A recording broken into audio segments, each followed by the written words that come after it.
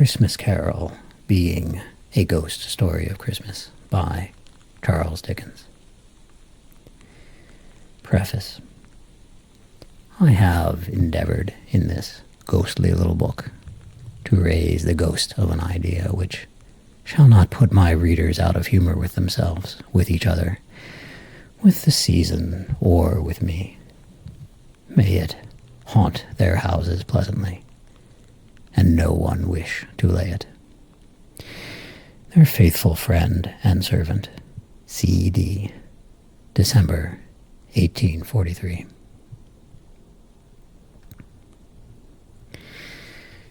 Stave 1. Marley's Ghost. Marley was dead to begin with. There is no doubt whatever about that.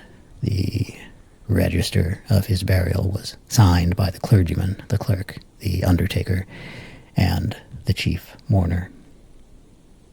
Scrooge signed it, and Scrooge's name was good upon change for anything he chose to put his hand to. Old Marley was as dead as a doornail. Mind, I don't mean to say of my own knowledge what there is particularly dead about a doornail. I might have been inclined myself to regard a coffin nail as the deadest piece of ironmongery in the trade. But the wisdom of our ancestors is in the simile, and my unhallowed hands shall not disturb it, or the country's done for. You will therefore permit me to repeat emphatically that Marley was as dead as a doornail. Scrooge knew he was dead, of course he did. How could it be otherwise? Scrooge and he were partners for I don't know how many years. Scrooge was his sole executor, his sole administrator, his sole assign, his sole residuary legatee, his sole friend, and sole mourner. And even Scrooge was not so dreadfully cut up by the sad event, but that he was an excellent man of business on the very day of the funeral, and solemnized it with an undoubted bargain. The mention of Marley's funeral brings me back to the point I started from. There is no doubt that Marley was dead. This must be distinctly understood, or nothing wonderful can come of the story I am going to relate.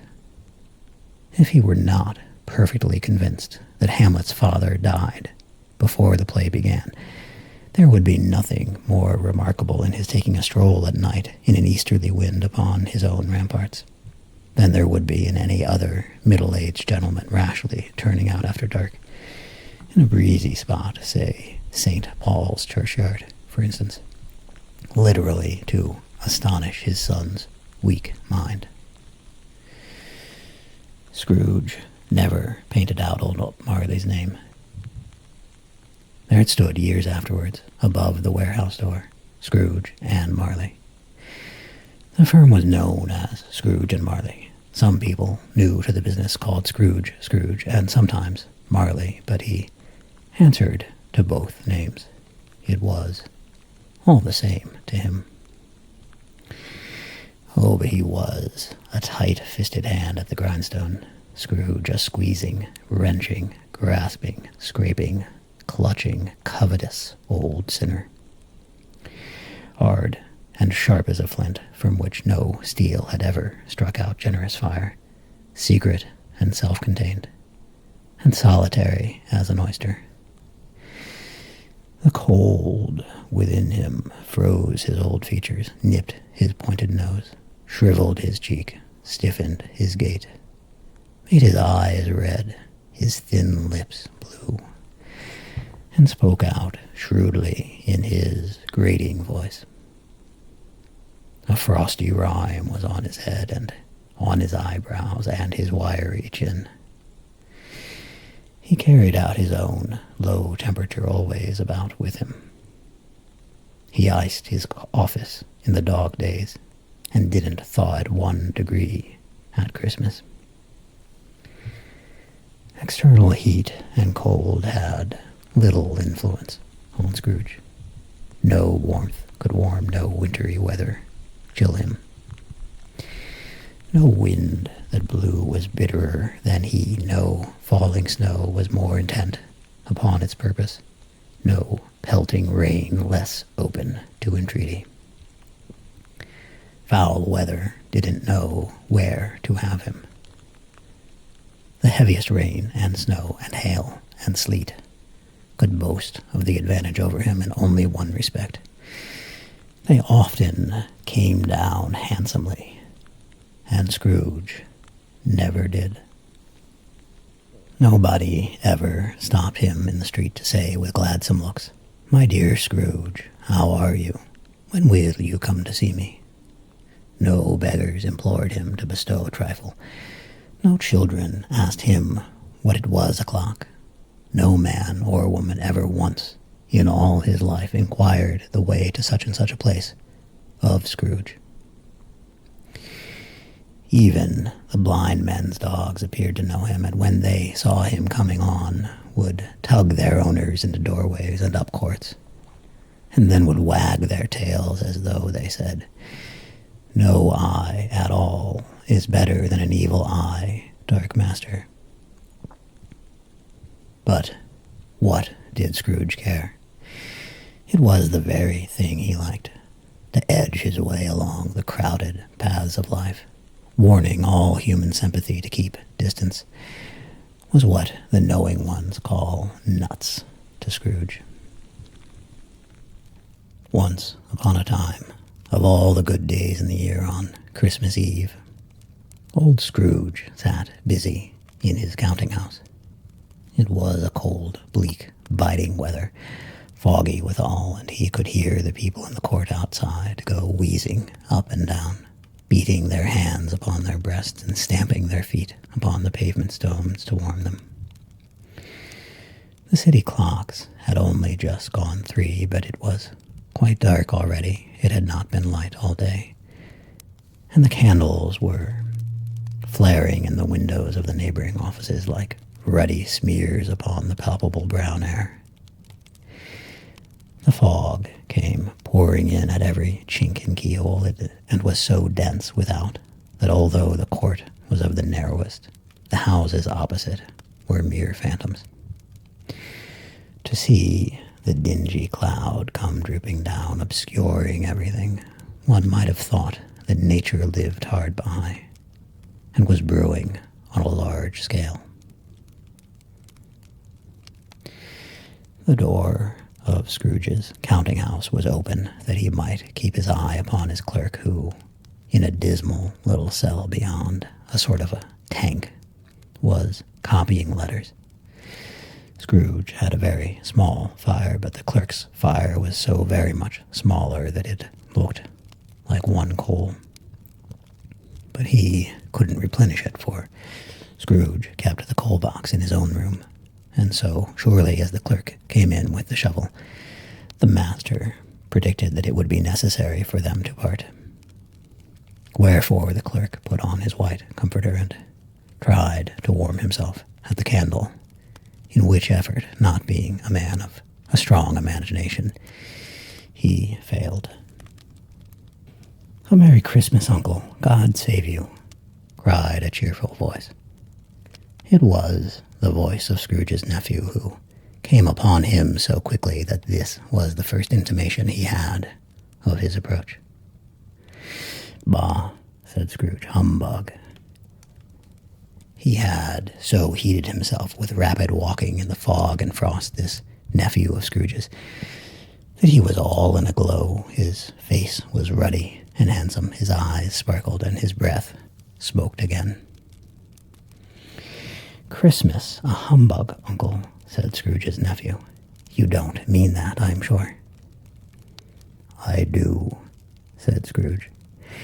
"Merry Christmas. What right have you to be merry? What reason have you to be merry? You're poor enough."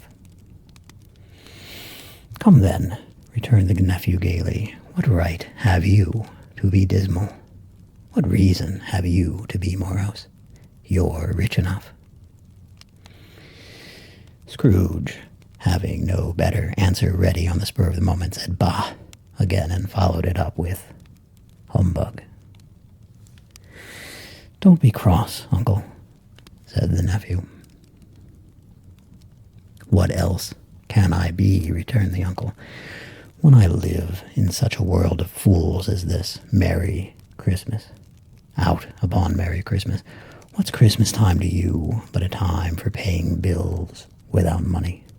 A time for finding yourself a year older but not an hour richer? A time for balancing your books and having every item in 'em through a round dozen of months presented dead against you?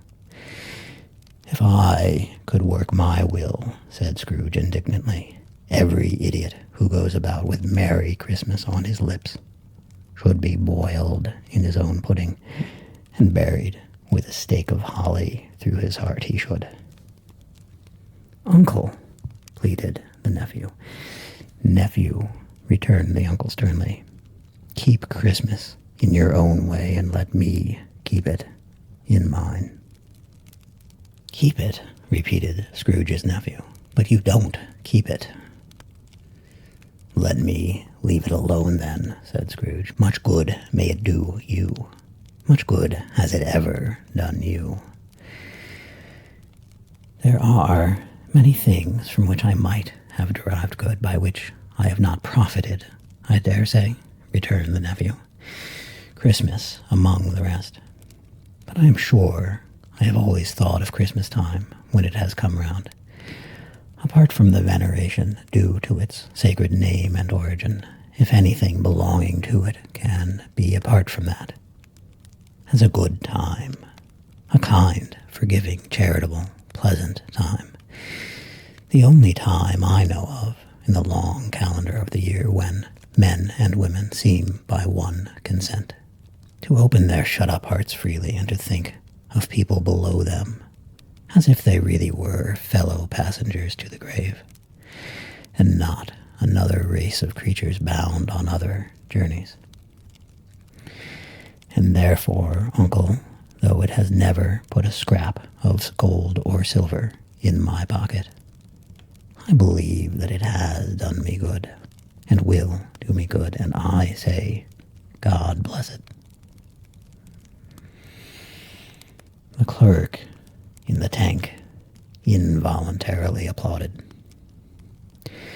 Becoming immediately sensible of the impropriety, he poked the fire and extinguished the last frail spark forever. "Let me hear another sound from you," said Scrooge, "and you'll keep your Christmas by losing your situation. You're quite a powerful speaker, sir," he added, turning to his nephew. "I wonder you don't go into Parliament." "Don't be angry, uncle. Come, dine with us tomorrow." Scrooge said that he would see him. Yes, indeed he did. He went the whole length of the expression, and said that he would see him in that extremity first. "But why?" cried Scrooge's nephew. "Why?" "Why did you get married?" said Scrooge. "Because I fell in love." "Because you fell in love," growled Scrooge, as if that were the only one thing in the world more ridiculous than a Merry Christmas. "Good afternoon." "Nay, uncle, but you never came to see me before that happened. Why give it as a reason for not coming now?" "Good afternoon," said Scrooge. "I want nothing from you. I ask nothing of you. Why cannot we be friends?" "Good afternoon," said Scrooge. "I am sorry with all my heart to find you so resolute. We have never had any quarrel to which I have been a party, but I have made the trial an homage to Christmas, and I'll keep my Christmas humor to the last. So, A Merry Christmas, Uncle. Good afternoon, said Scrooge. And a Happy New Year. Good afternoon, said Scrooge. His nephew left the room without an angry word, notwithstanding. He stopped at the outer door to bestow the greetings of the season on the clerk, who, cold as he was warmer than Scrooge, for he returned them cordially. There's another fellow, muttered Scrooge, who overheard him. My clerk, with 15 shillings a week, and a wife and family, talking about a Merry Christmas.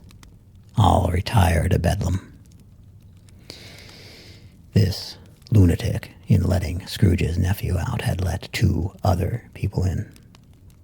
They were portly gentlemen, pleasant to behold, and now stood with their hats off in Scrooge's office. They had books and papers in their hands and bowed to him. Scrooge and Marley's, I believe, said one of the gentlemen, referring to his list. Have I the pleasure of addressing Mr. Scrooge or Mr. Marley?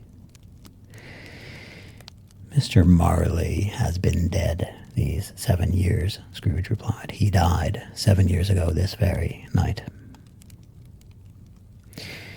We have no doubt his liberality is well represented by his surviving partner, said the gentleman, presenting his credentials. It certainly was, for they had been 2 kindred spirits.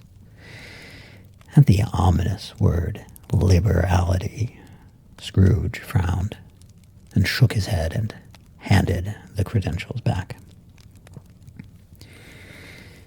At this festive season of the year, Mr. Scrooge, said the gentleman, taking up a pen, it is more than usually desirable that we should make some slight provision for the poor and destitute, who suffer greatly at the present time. Many thousands are in want of common necessaries. Hundreds of thousands are in want of common comforts, sir. Are there no prisons? Asked Scrooge. Plenty of prisons, said the gentleman, laying the pen down again. And the union workhouses, demanded Scrooge. Are they still in operation? They are still, returned the gentleman. I wish I could say they were not.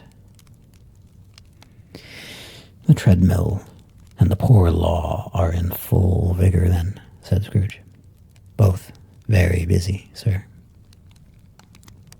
Oh, I was afraid, from what you said at first, that something had occurred to stop them in their usual course, said Scrooge. I'm very glad to hear it. Under the impression that they scarcely furnish Christian cheer of mind or body to the multitude, returned the gentleman, a few of us are endeavoring to raise a fund to buy the poor some meat and drink and means of warmth. We choose this time because it is a time of all others when want is keenly felt and abundance rejoices. What shall I put you down for? Nothing, Scrooge replied. You wish to be anonymous. I wish to be left alone, said Scrooge. Since you ask me what I wish, gentlemen, that is my answer. I don't make merry myself at Christmas, and I can't afford to make idle people merry. I help to support the establishments I have mentioned. They cost enough, and those who are badly off must go there. Many can't go there, and many would rather die. If they would rather die, said Scrooge, they had better do it and decrease the surplus population. Besides, excuse me, I don't know that. But you might know it, observed the gentleman. It's not my business, Scrooge returned. It's enough for a man to understand his own business and not to interfere with other people's. Mine occupies me constantly. Good afternoon, gentlemen. Seeing clearly that it would be useless to pursue their point, the gentleman withdrew. Scrooge resumed his labors with an improved opinion of himself, and in a more facetious temper than was usual with him. Meanwhile, the fog and darkness thickened so that people ran about with flaring links, proffering their services to go before horses in carriages and conduct them on their way. The ancient tower of a church, whose gruff old bell was always peeping slyly down at Scrooge out of a Gothic window in the wall, became invisible and struck the hours and quarters in the clouds, with tremulous vibrations afterwards, as if its teeth were chattering in its frozen head up there. The cold became intense. In the main street, at the corner of the court, some laborers were repairing the gas pipes, had lighted a great fire in a brazier, round which a party of ragged men and boys were gathered, warming their hands and winking their eyes before the blaze in rapture.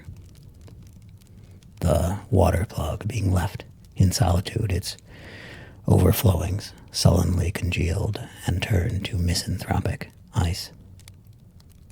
The brightness of the shops where holly sprigs and berries crackled in the lamp heat of the windows made pale faces ruddy as they passed. Poulterers' and grocers' trades became a splendid joke, a glorious pageant, with which it was next to impossible to believe that such dull principles as bargain and sale had anything to do.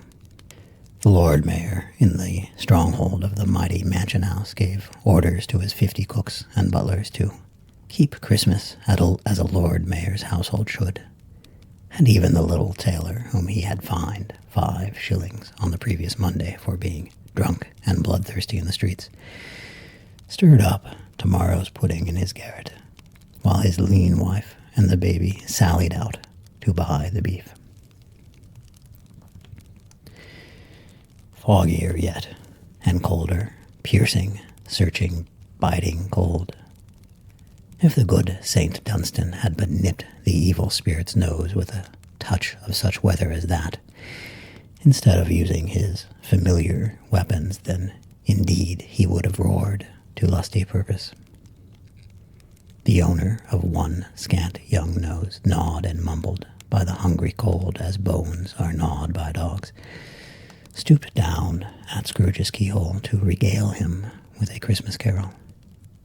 But at the first sound of God bless you, merry gentlemen, may nothing you dismay, Scrooge seized the ruler with such energy of action that the singer fled in terror, leaving the keyhole to the fog and even more congenial frost.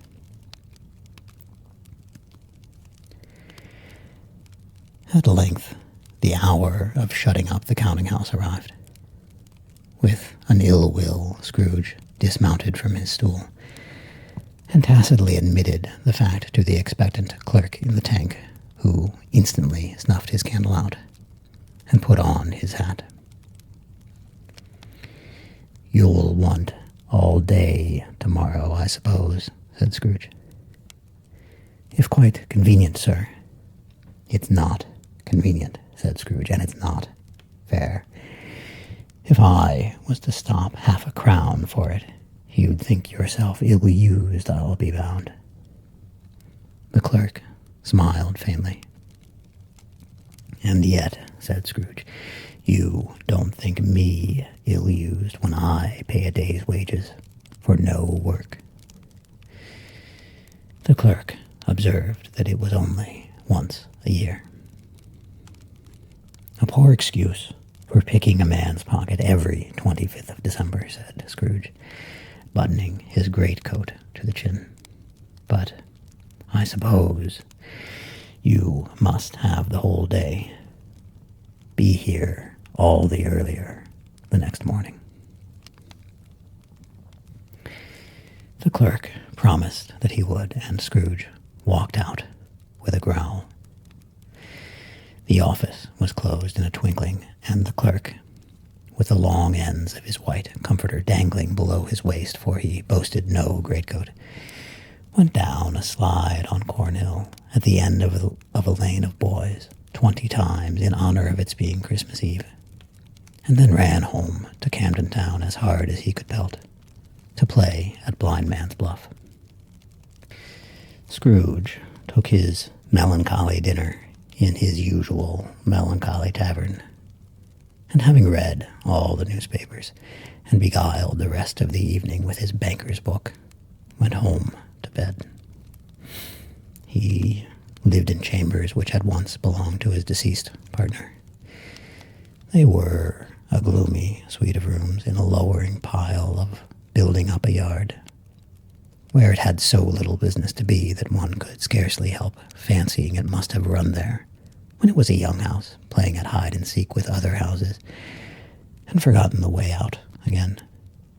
It was old enough now, and dreary enough, for nobody lived in it but Scrooge, the other rooms being all let out as offices. The yard was so dark that even Scrooge, who knew its every stone, was fain to grope with his hands.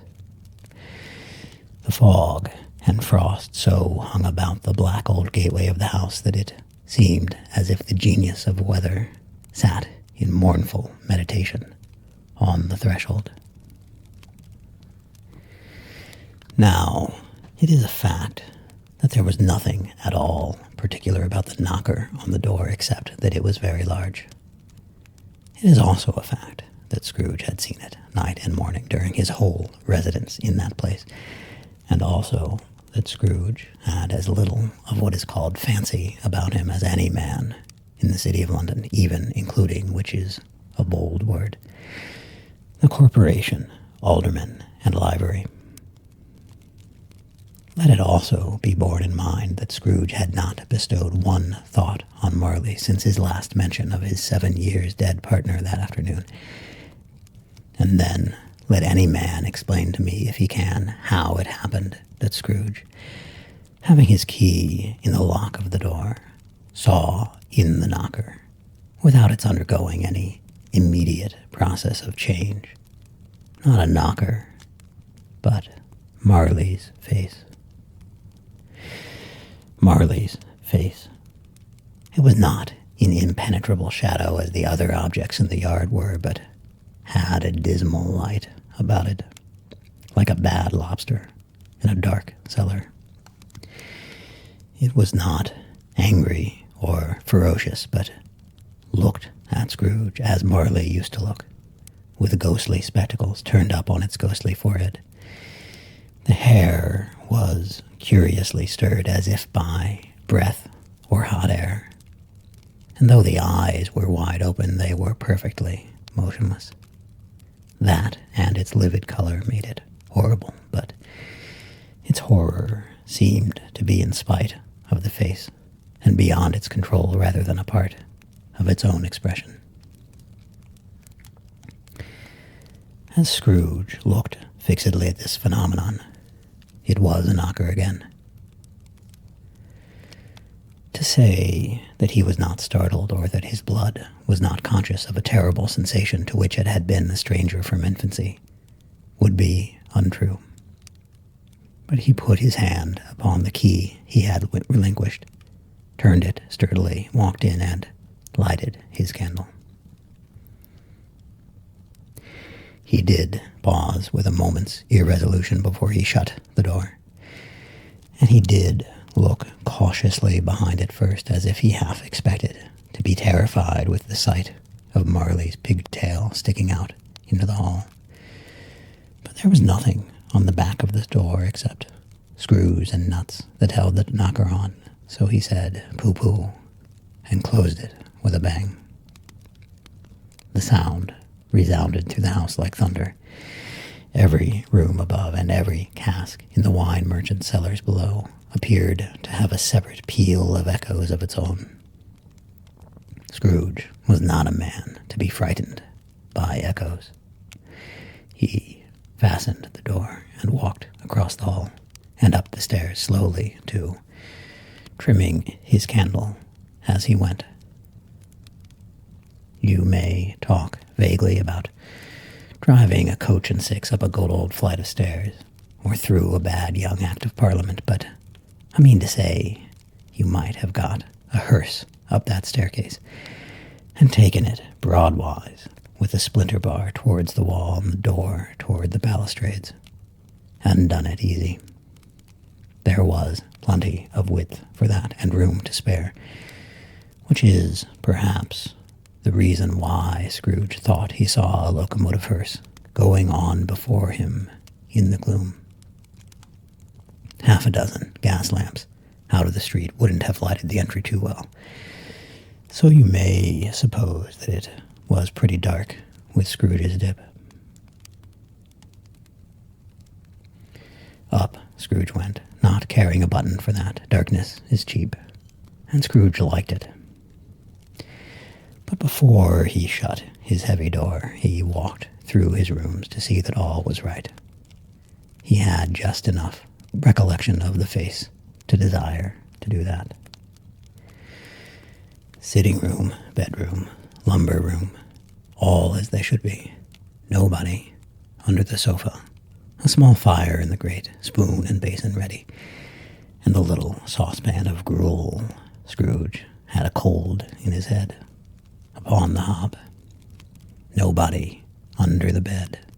Nobody in the closet. Nobody in his dressing gown, which was hanging up in a suspicious attitude against the wall. Lumber room as usual. Old fire guard, old shoes, 2 fish baskets, washing stand on 3 legs, and a poker. Quite satisfied, he closed his door and locked himself in. Double locked himself in, which was not his custom. Thus, secured against surprise, he took off his cravat, put on his dressing gown and slippers, and his nightcap, and sat down before the fire to take his gruel. It was a very low fire indeed, nothing on such a bitter night. He was obliged to sit close to it and brood over it before he could extract the least sensation of warmth from such a handful of fuel. The fireplace was an old one built by some Dutch merchant long ago, and paved all around with quaint Dutch tiles, designed to illustrate the scriptures. There were Cains and Abels, Pharaoh's daughters, queens of Sheba, angelic messengers descending through the air on clouds like feather beds, Abrahams, Belshazzars, apostles putting off to sea in their butter boats, hundreds of figures to attract his thoughts. And yet, that face of Marley, 7 years dead, came like the ancient prophet's rod and swallowed up the whole. If each smooth tile had been a blank at first, with power to shape some picture on its surface from the disjointed fragments of his thought, there would have been a copy of old Marley's head on every one. "Humbug," said Scrooge, and walked across the room. After several turns, he sat down again. As he threw his head back in the chair, his glance happened to rest upon a bell, a disused bell that hung in the room, and communicated for some purpose, now forgotten, with a chamber in the highest story of the building. It was with great astonishment and with a strange, inexplicable dread that as he looked, he saw this bell begin to swing. It swung so softly in the outset that it scarcely made a sound, but soon it rang out loudly, and so did every bell in the house. This might have lasted half a minute or a minute, but it seemed an hour. The bells ceased as they had begun together. They were succeeded by a clanking noise deep down below, as if some person were dragging a heavy chain over the casks in the wine merchant's cellar. Scrooge then remembered to have heard that ghosts in haunted houses were described as dragging chains. The cellar door flew open with a booming sound, and then he heard the noise much louder on the floors below, and then coming up the stairs, and then coming straight towards his door. "It's humbug still," said Scrooge. "I won't believe it." His color changed, though, when, without a pause, it came on through the heavy door and passed into the room before his eyes. Upon its coming through, the dying flame leaped up, as though it cried, "I know him, Marley's ghost," and fell again. The same face, the very same Marley in his pigtail usual waistcoat, tights, and boots, the tassels on the latter bristling like his pigtail and his coat skirts, and the hair upon his head. The chain he drew was clasped about his middle. It was long, and wound about him like a tail, and it was made, for Scrooge observed it closely, of cash boxes, keys, padlocks, ledgers, deeds, and heavy purses, wrought in steel. His body was transparent, so that Scrooge, observing him and looking through his waistcoat, could see the 2 buttons on his coat behind. Scrooge had often heard it said that Marley had no bowels, but he had never believed it until now. No, nor did he believe it even now, though he looked the phantom through and saw it standing before him, though he felt the chilling influence of its death-cold eyes, and marked the very texture of the folded kerchief bound about its head and chin, which wrapper he had not observed before. He was still incredulous, and fought against his senses. "How now?" said Scrooge, caustic and cold as ever. "What do you want with me?" "Much." Marley's voice, no doubt about it. "Who are you?" "Ask me who I was." "Who were you, then?" said Scrooge, raising his voice. "You're particular for a shade." He was going to say "to a shade," but substituted this as more appropriate. "In life, I was your partner, Jacob Marley." Can you sit down?" asked Scrooge, looking doubtfully at him. "I can." "Do it, then." Scrooge asked the question because he didn't know whether a ghost so transparent might find himself in a condition to take a chair, and felt that in the event of its being impossible it might involve the necessity of an embarrassing explanation. But the ghost sat down on the opposite side of the fireplace, as if he were quite used to it. "You don't believe in me," observed the ghost. "I don't," said Scrooge. "What evidence would you have of my reality beyond that of your senses?"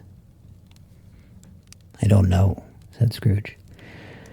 "A little thing affects them. A slight disorder of the stomach makes them cheats. You may be an undigested bit of beef, a blot of mustard, a crumb of cheese, a fragment of an underdone potato.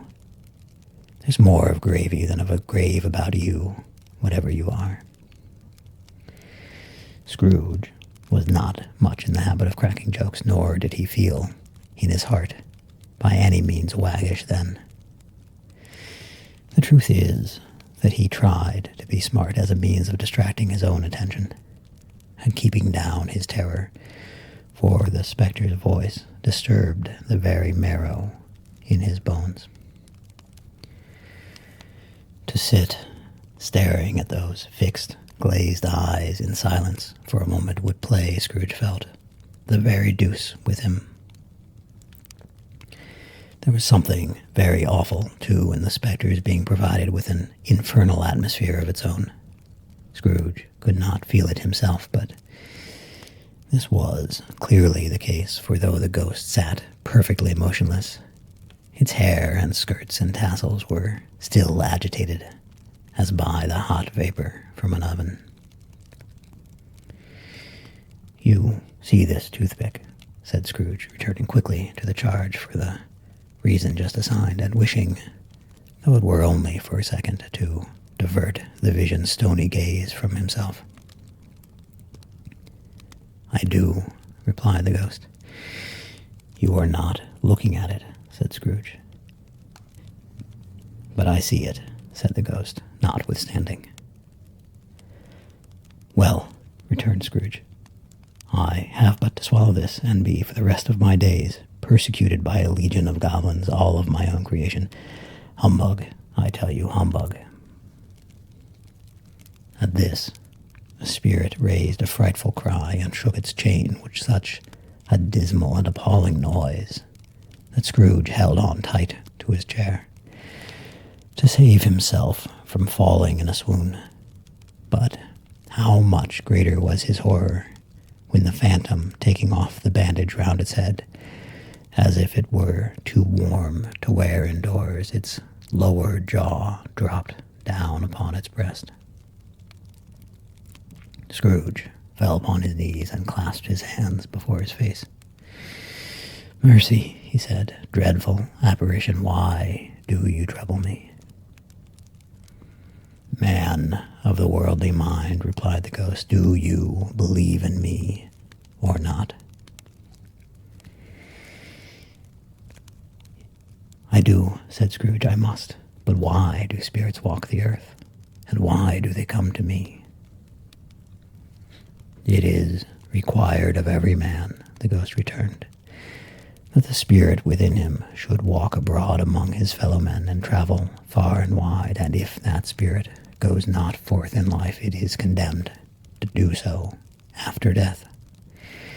It is doomed to wander through the world, oh, woe is me, and witness what it cannot share, but might have shared on earth, and turned to happiness." Again the spectre raised a cry and shook its chain and wrung its shadowy hands. "You are fettered," said Scrooge, trembling. "Tell me why." "I wear the chain I forged in life," replied the ghost. "I made it link by link and yard by yard. I girded it on of my own free will, and of my own free will I wore it.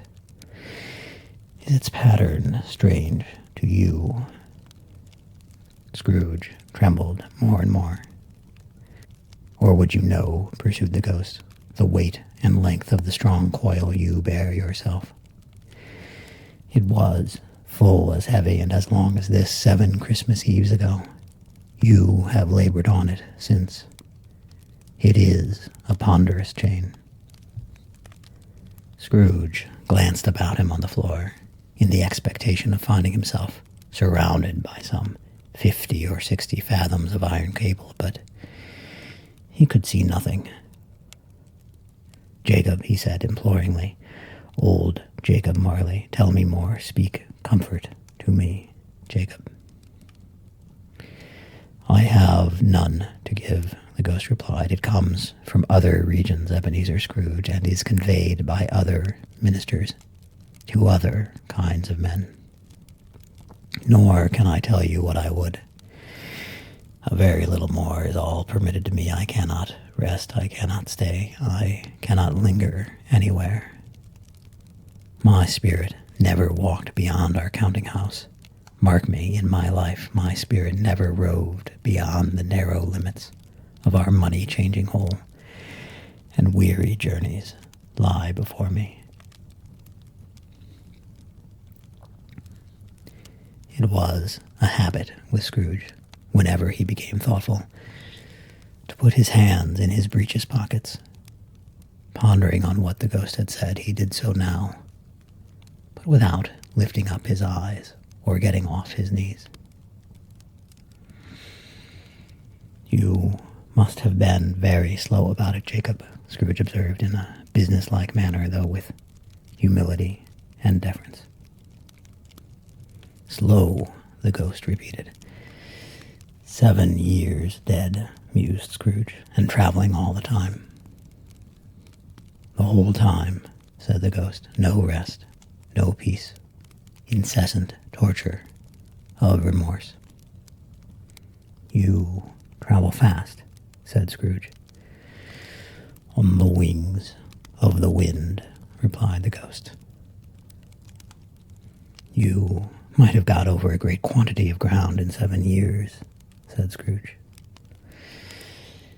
The ghost, on hearing this, set up another cry and clanked its chain so hideously in the dead silence of the night that the ward would have been justified in indicting it for a nuisance.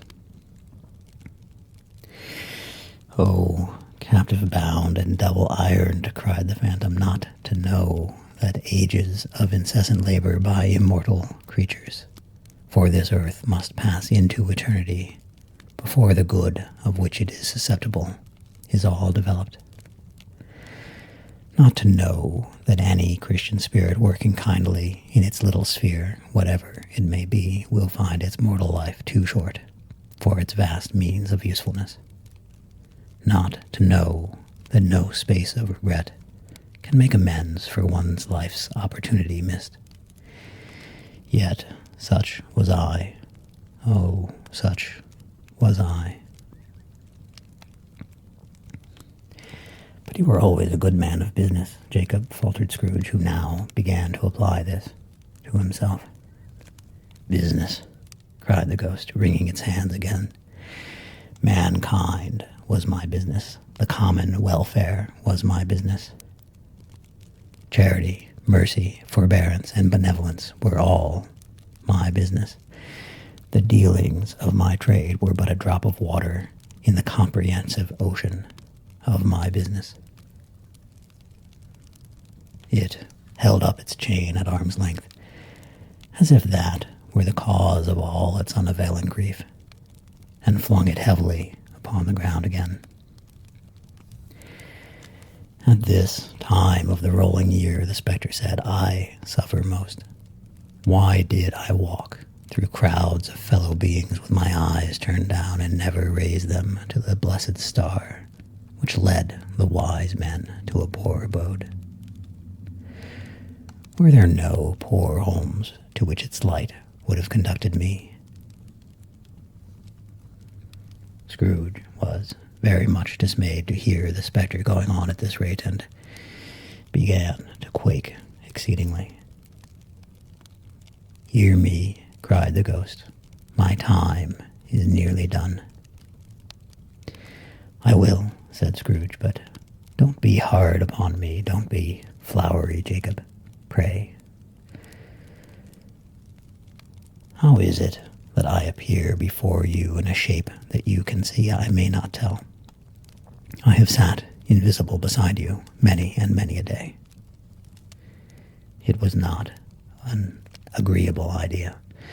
Scrooge shivered and wiped the perspiration from his brow. That is no light part of my penance, pursued the ghost. I am here tonight to warn you that you have yet a chance and hope of escaping my fate, a chance and hope of my procuring Ebenezer.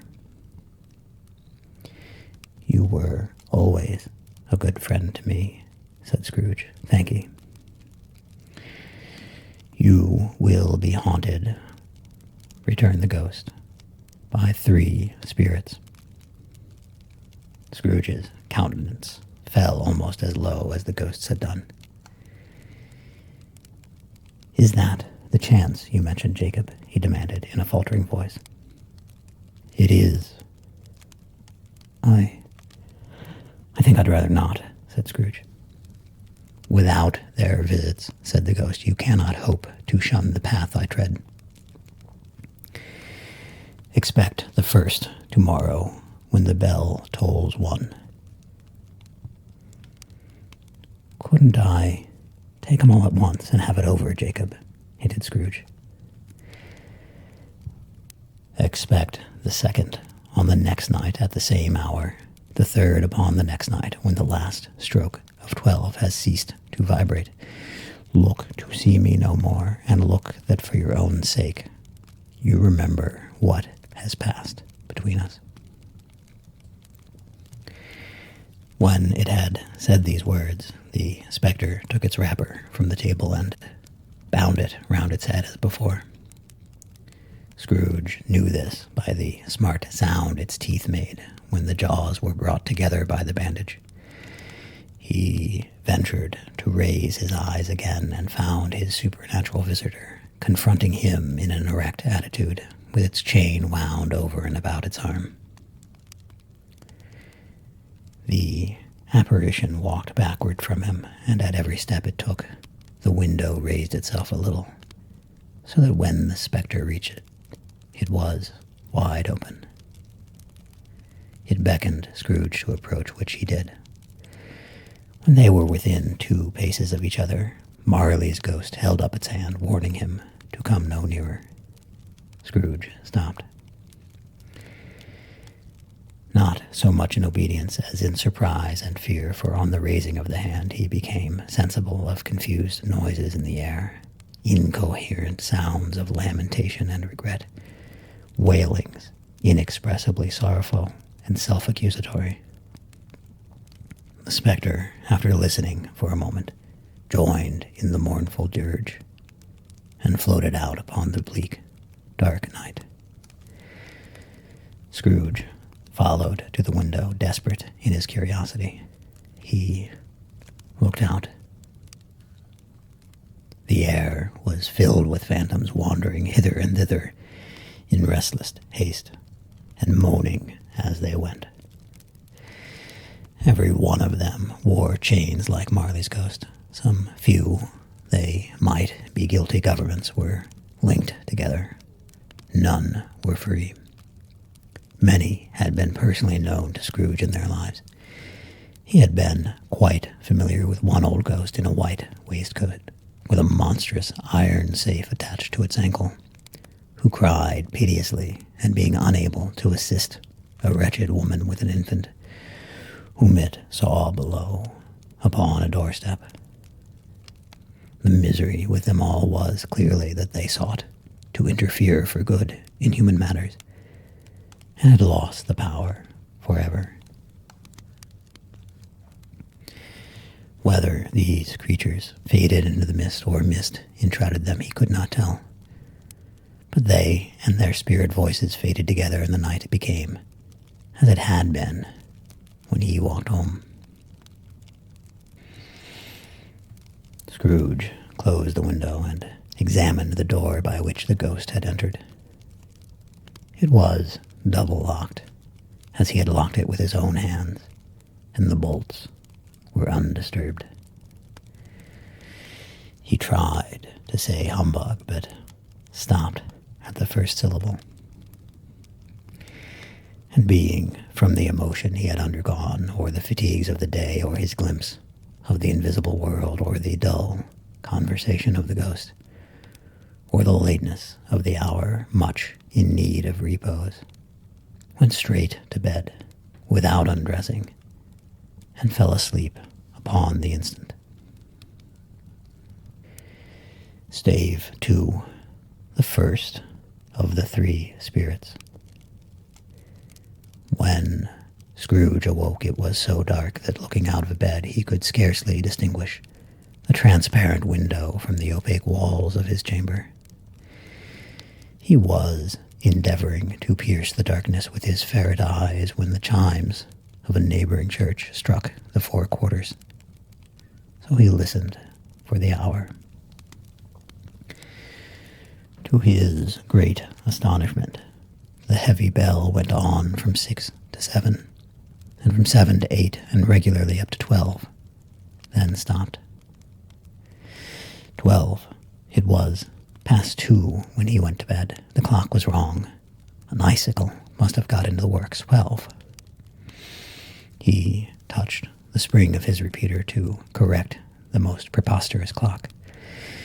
Its rapid little pulse beat 12 and stopped. "Why, this isn't possible," said Scrooge. That I can have slept through a whole day, and far into another night. It isn't possible that anything has happened to the sun, and this is 12 at noon.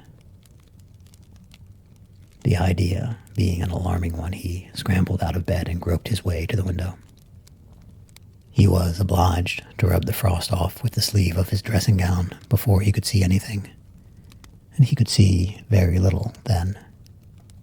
All he could make out was that it was still very foggy and extremely cold, and that there was no noise of people running to and fro, and making a great stir as there unquestionably would have been if the night had beaten off bright day and taken possession of the world. This was a great relief, because 3 days after sight of this first exchange pay to Mr. Ebenezer Scrooge, or his order, and so forth, would have become a mere United States security if there were no days to count by. Scrooge went to bed again and thought it over and over and over, and could make nothing of it. The more he thought, the more perplexed he was, and the more he endeavored not to think, the more he thought. Marley's ghost bothered him exceedingly. Every time he resolved within himself, after mature inquiry, that it was all a dream, his mind flew back again, like a strong spring released, to its first position, and presented the same problem to be worked all through. Was it a dream or not?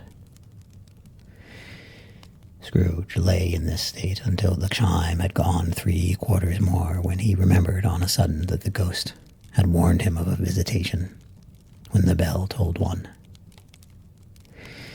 He resolved to lie awake until the hour was past, and considering that he could no more go to sleep than go to heaven, this was perhaps the wisest resolution in his power.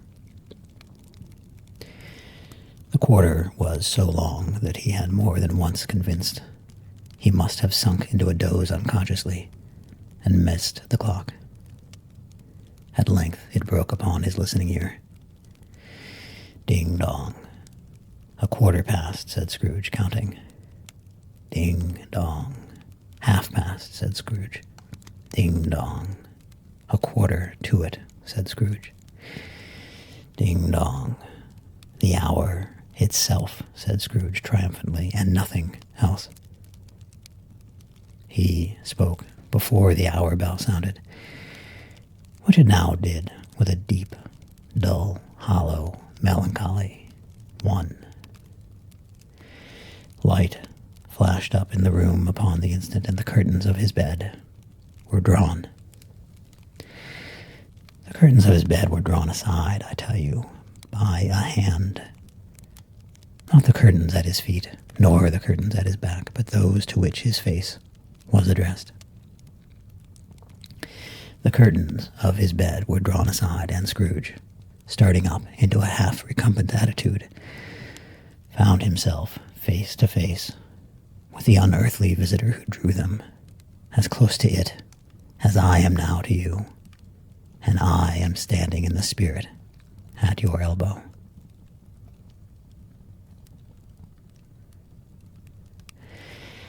It was a strange figure, like a child, yet not so like a child as like an old man, viewed through some supernatural medium which gave him the appearance of having receded from the view, and being diminished to a child's proportions.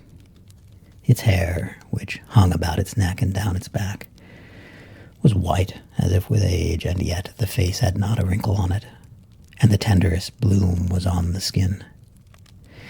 The arms were very long and muscular, the hands the same, as if its hold were of uncommon strength. Its legs and feet, most delicately formed, were, like those upper members, bare. It wore a tunic of the purest white, and round its waist was bound a lustrous belt, the sheen of which was beautiful. It held a branch of fresh green holly in its hand, and in singular contradiction of that wintry emblem, had its dress trimmed with summer flowers. But the strangest thing about it was that from the crown of its head there sprung a bright, clear jet of light, by which all this was visible, and which was doubtless the occasion of its using in its duller moments a great extinguisher for a cap, which it now held under its arm. Even this, though, when Scrooge looked at it with increasing steadiness, was not its strangest quality. For, as its belt sparkled and glittered now in one part and now in another, and what was light one instant at another time was dark, so the figure itself fluctuated in its distinctness, being now a thing with one arm, now with one leg, now with 20 legs, now a pair of legs without a head, now a head without a body, of which dissolving parts no outline would be visible in the dense gloom, wherein they melted away. And in the very wonder of this it would be itself again, distinct and clear as ever. "Are you the spirit, sir, whose coming was foretold to me?" asked Scrooge. "I am." The voice was soft and gentle, singularly low, as if, instead of being so close beside him, it were at a distance. "Who and what are you?" Scrooge demanded. "I am the ghost of Christmas past." "Long past?" inquired Scrooge, observant of its dwarfish stature. "No, your past." Perhaps Scrooge could not have told anybody why, if anybody could have asked him. But he had a special desire to see the spirit in his cap, and begged him to be covered. "What," exclaimed the ghost, "would you so soon put out with worldly hands the light I give? Is it not enough that you are one of those whose passions made this cap, and force me through whole trains of years to wear it low upon my brow?" Scrooge reverently disclaimed all intention to offend or any knowledge of having willfully bonneted the spirit at any period of his life. He then made bold to inquire what business brought him there. "Your welfare," said the ghost.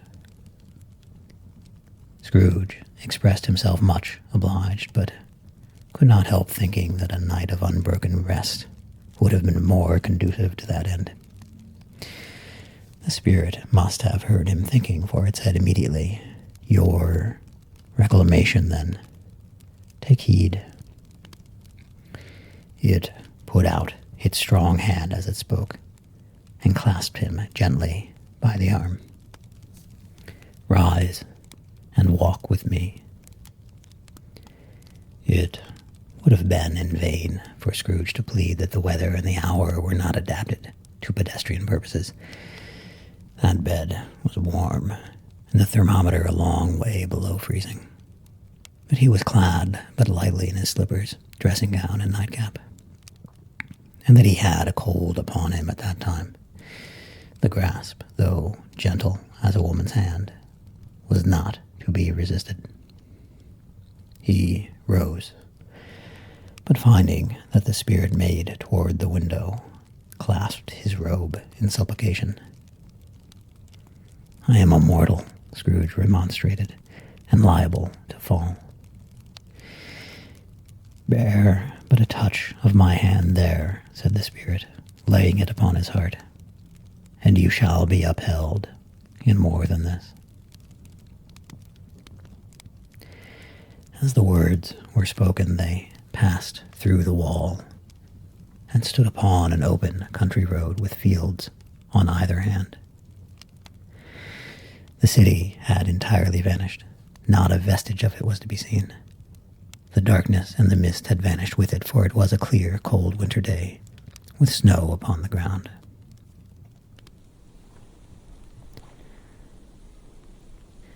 "Good heaven," said Scrooge, clasping his hands together as he looked about him. "I was bred in this place. I was a boy here." The spirit gazed upon him mildly, its gentle touch, though it had been light and instantaneous, appeared still present to the old man's sense of feeling.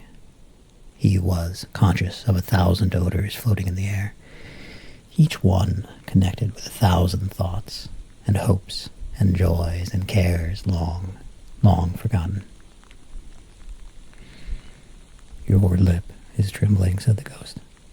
"And what is that upon your cheek?" Scrooge muttered with an unusual catching in his voice that it was a pimple, and begged the ghost to lead him where he would. "You recollect the way?" inquired the spirit. "Remember it," cried Scrooge with fervor. "I could walk it blindfolded." "Strange to have forgotten it for so many years," observed the ghost. "Let us go on." They walked along the road, Scrooge recognizing every gate and post and tree, until a little market town appeared in the distance, with its bridge, its church, and winding river. Some shaggy ponies were now seen trotting towards them with boys upon their backs, who called to other boys, and country gigs and carts driven by farmers. All these boys were in great spirits and shouted to each other until the broad fields were so full of merry music that the crisp air laughed to hear it. "These are but the shadows of the things that have been," said the ghost. "They have no consciousness of us." The jocund travelers came on, and as they came, Scrooge knew and named them every one. Why was he rejoiced beyond all bounds to see them? Why did his cold eye glisten and his heart leap up as they went past? Why was he filled with gladness when he heard them give each other Merry Christmas, as they parted at crossroads and byways for their several homes? What was Merry Christmas to Scrooge? Out upon Merry Christmas, what good had it ever done to him? "The school is not quite deserted," said the ghost. "A solitary child, neglected by his friends, is left there still." Scrooge said he knew it, and he sobbed. They left the high road by a well-remembered lane, and soon approached a mansion of dull red brick, with a little weathercock-surmounted cupola on the roof, and a bell hanging in it. It was a large house, but one of broken fortunes, for the spacious offices were little used. Their walls were damp and mossy, their windows broken, and their gates decayed. Fowls clucked and strutted in the stables, and the coach-houses and sheds were overrun with grass. Nor was it more retentive of its ancient state within, for, entering the dreary hall and glancing through the open doors of many rooms, they found them poorly furnished, cold, and vast. There was an earthy savor in the air, a chilly bareness in the place which associated itself somehow with too much getting up by candlelight, and not too much to eat. They went, the ghost and Scrooge, across the hall to a door at the back of the house. It opened before them and disclosed a long, bare, melancholy room, made barer still by lines of plain deal forms and desks. At one of these, a lonely boy was reading near a feeble fire, and Scrooge sat down upon a form and wept to see his poor forgotten self, as he used to be. Not a latent echo in the house, not a squeak and scuffle from the mice behind the paneling, not a drip from the half-thawed waterspout in the dull yard behind, not a sigh among the leafless boughs of one despondent poplar, not the idle swinging of an empty storehouse door, no, not a clicking in the fire, but fell upon the heart of Scrooge with a softening influence, and gave a freer passage to his tears.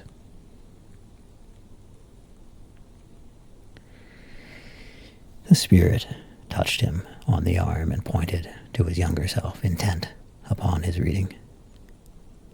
Suddenly a man in foreign garments, wonderfully real and distinct to look at, stood outside the window with an axe struck in his belt and leading by the bridle an ass laden with wood. "Why, it's Ali Baba!" Scrooge exclaimed in ecstasy. "It's dear old honest Ali Baba. Yes, I know. One Christmas time, when yonder solitary child was left here all alone, he did come, for the first time, just like that. Poor boy, and Valentine," said Scrooge, "and his wild brother Orson, there they go. And what's his name, who was put down on his drawers asleep at the gate of Damascus? Don't you see him? And the Sultan's groom turned upside down by the genie. There he is, upon his head. Serve him right, I'm glad of it. What business had he to be married to the princess?" To hear Scrooge expending all the earnestness of his nature on such subjects, in a most extraordinary voice between laughing and crying, and to see his heightened and excited face would have been a surprise to his business friends in the city, indeed. "There's the parrot," cried Scrooge, "green body and yellow tail, with a thing like a lettuce growing out the top of his head. There he is. Poor Robinson Crusoe, he called him when he came home again after sailing round the island. Poor Robin Crusoe. Where have you been, Robin Crusoe?" The man thought he was dreaming, but he wasn't. It was the parrot, you know. There goes Friday running for his life to the little creek. "Hello, Hoop, hello." Then, with a rapidity of transition very foreign to his usual character, he said, in pity for his former self, "Poor boy," and cried again. "I wish," Scrooge muttered, putting his hand in his pocket and looking about him, after drying his eyes with his cuff. "But it's too late now." "What is the matter?" cried the spirit. "Nothing," said Scrooge, "nothing. There was a boy singing a Christmas carol at my door last night. I should like to have given him something, that's all." The ghost smiled thoughtfully and waved its hand, saying as it did so, "Let us see another Christmas." Scrooge's former self grew larger at the words, and the room became a little darker and more dirty. The panels shrunk, the windows cracked, fragments of plaster fell out of the ceiling, and the naked laths were shown instead. But how all this was brought about, Scrooge knew no more than you do. He only knew that it was quite correct, that everything had happened so, and there he was alone again, when all the other boys had gone home for the jolly holidays. He was not reading now, but walking up and down despairingly. Scrooge looked at the ghost and with a mournful shaking of his head, glanced anxiously toward the door. It opened, and a little girl, much younger than the boy, came darting in, and putting her arms about his neck, and often kissing him, addressed him as dear, dear brother. "I have come to bring you home, dear brother," said the child, clapping her tiny hands and bending down to laugh. "To bring you home, home, home." "Home, little Fan," returned the boy. "Yes," said the child, brimful of glee, "home, for good and all, home for ever and ever. Father is so much kinder than he used to be that home's like heaven. He spoke so gently to me one dear night when I was going to bed that I was not afraid to ask him once more if you might come home, and he said, yes, you should, and sent me in a coach to bring you. And you're to be a man," said the child, opening her eyes, "and are never to come back here, but first we're to be together all Christmas long, and have the merriest time in the world." "You are quite a woman, little Fan," exclaimed the boy. She clapped her hands and laughed, and tried to touch his head, but being too little, laughed again, and stood on tiptoe to embrace him. Then she began to drag him in her childish eagerness, towards the door, and he, nothing loath to go, accompanied her. A terrible voice in the hall cried, "Bring down Master Scrooge's box there." And in the hall appeared the schoolmaster himself, who glared on Master Scrooge with a ferocious condescension, and threw him into a dreadful state of mind by shaking hands with him.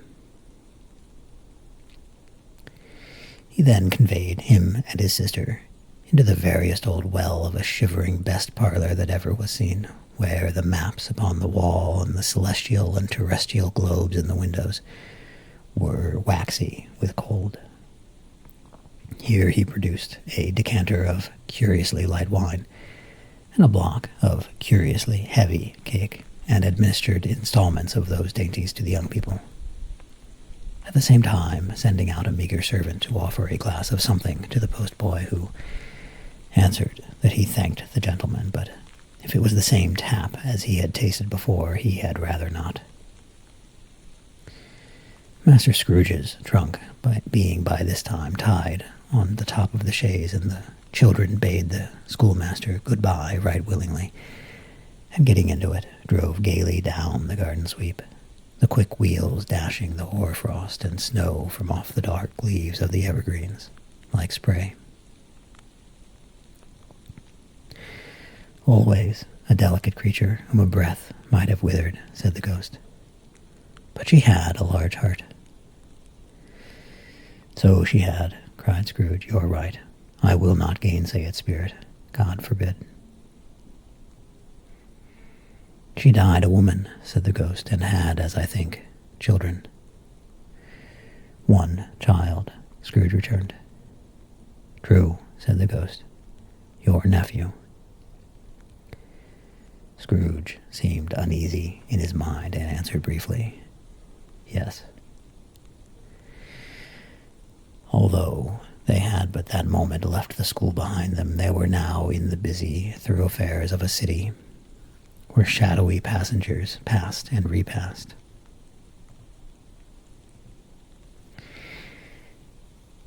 Where shadowy carts and coaches battled for the way, and all the strife and tumult of a real city were.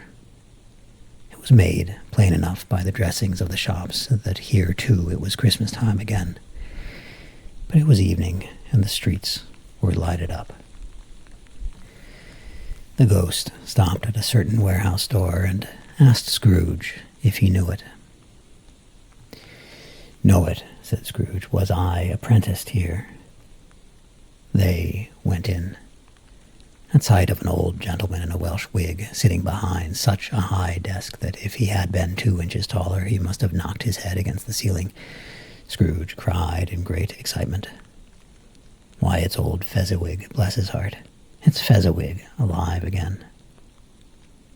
Old Fezziwig laid down his pen and looked up at the clock, which pointed to the hour of 7. He rubbed his hands, adjusted his capacious waistcoat, laughed all over himself, from his shoes to his organ of benevolence, and called out in a comfortable, oily, rich, fat, jovial voice, "Ho there, Ebenezer, Dick." Scrooge's former self, now a grown young man, came briskly in, accompanied by his fellow prentice. "Dick Wilkins, to be sure," said Scrooge the ghost. "Bless me, yes, there he is. He was very much attached to me, was Dick. Poor Dick, dear, dear." "Yo-ho, my boys," said Fezziwig.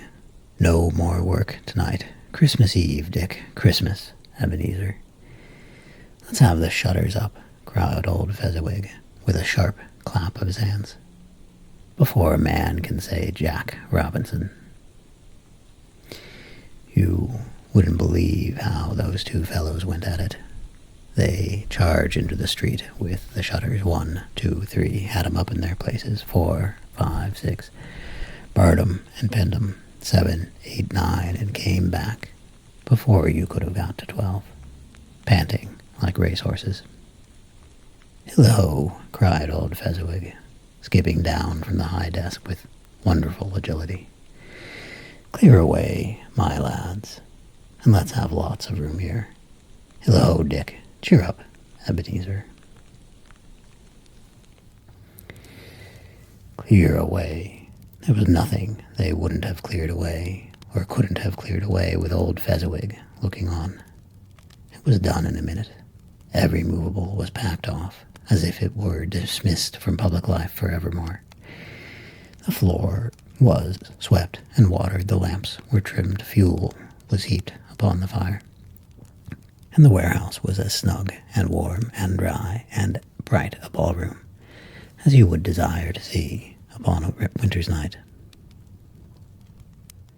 In came a fiddler with a music book and went up to the lofty desk and made an orchestra of it, and tuned like 50 stomach aches. In came Mrs. Fezziwig, one vast, substantial smile. In came the 3 Miss Fezziwigs, beaming and lovable. In came the 6 young followers, whose hearts they broke.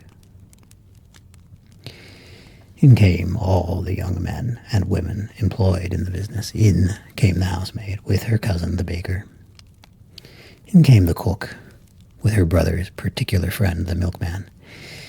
In came the boy from over the way who was suspected of not having board enough from his master, trying to hide himself behind the girl from next door, but one who was proved to have had her ears pulled by her mistress. In they all came, one after another, some shyly, some boldly, some gracefully, some awkwardly, some pushing, some pulling, and they all came anyhow and everyhow. Away they all went. 20 couple at once, hands half round and back again the other way, down the middle and up again, round and round in various stages of affectionate grouping. Old top couple always turning up in the wrong place, new top couple starting off again as soon as they got there. All top couples at last, and not a bottom one to help them. When this result was brought about, old Fezziwig, clapping his hands to stop the dance, cried out, "Well done!" And the fiddler plunged his hot face into a pot of porter, especially provided for that purpose. But, scorning rest, upon his reappearance he instantly began again, though there were no dancers yet, as if the other fiddler had been carried home exhausted on a shutter, and he were a brand new man, resolved to beat him out of sight, or perish. There were more dances, and there were forfeits, and more dances, and there was cake, and there was negus, and there was a great piece of cold roast, and there was a great piece of cold boiled, and there were mince pies, and plenty of beer. But the great effect of the evening came after the roast and boiled, when the fiddler, an artful dog, mind, the sort of man who knew his business better than you or I could have told it him, struck up Sir Roger de Coverley. Then old Fezziwig stood out to dance with Mrs. Fezziwig, top couple, too, with a good stiff piece of work cut out for them, 3 or 4 and 20 pair of partners, people who were not to be trifled with, people who would dance, and had no notion of walking. But if they had been twice as many, 4 times, old Fezziwig would have been a match for them, and so would Mrs. Fezziwig. As to her, she was worthy to be his partner in every sense of the term. If that's not high praise, tell me higher, and I'll use it. A positive light appeared to issue from Fezziwig's calves. They shone in every part of the dance like moons. You couldn't have predicted at any given time what would have become of them next. And when old Fezziwig and Mrs. Fezziwig had gone all through the dance, advance and retire, both hands to your partner, bow and curtsy, corkscrew, thread the needle, and back again to your place, Fezziwig cut so deftly that he appeared to wink with his legs, and came upon his feet again without a stagger. When the clock struck 11, this domestic ball broke up. Mr. and Mrs. Fezziwig took their stations, one on either side of the door, and, shaking hands with every person individually as he or she went out, wish him or her a Merry Christmas. When everybody had retired but the two prentices, they did the same to them, and thus the cheerful voices died away, and the lads were left to their beds, which were under a counter in the back shop.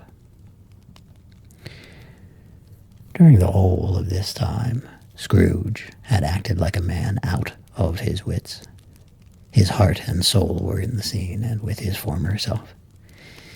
He corroborated everything, remembered everything, enjoyed everything, and underwent the strangest agitation.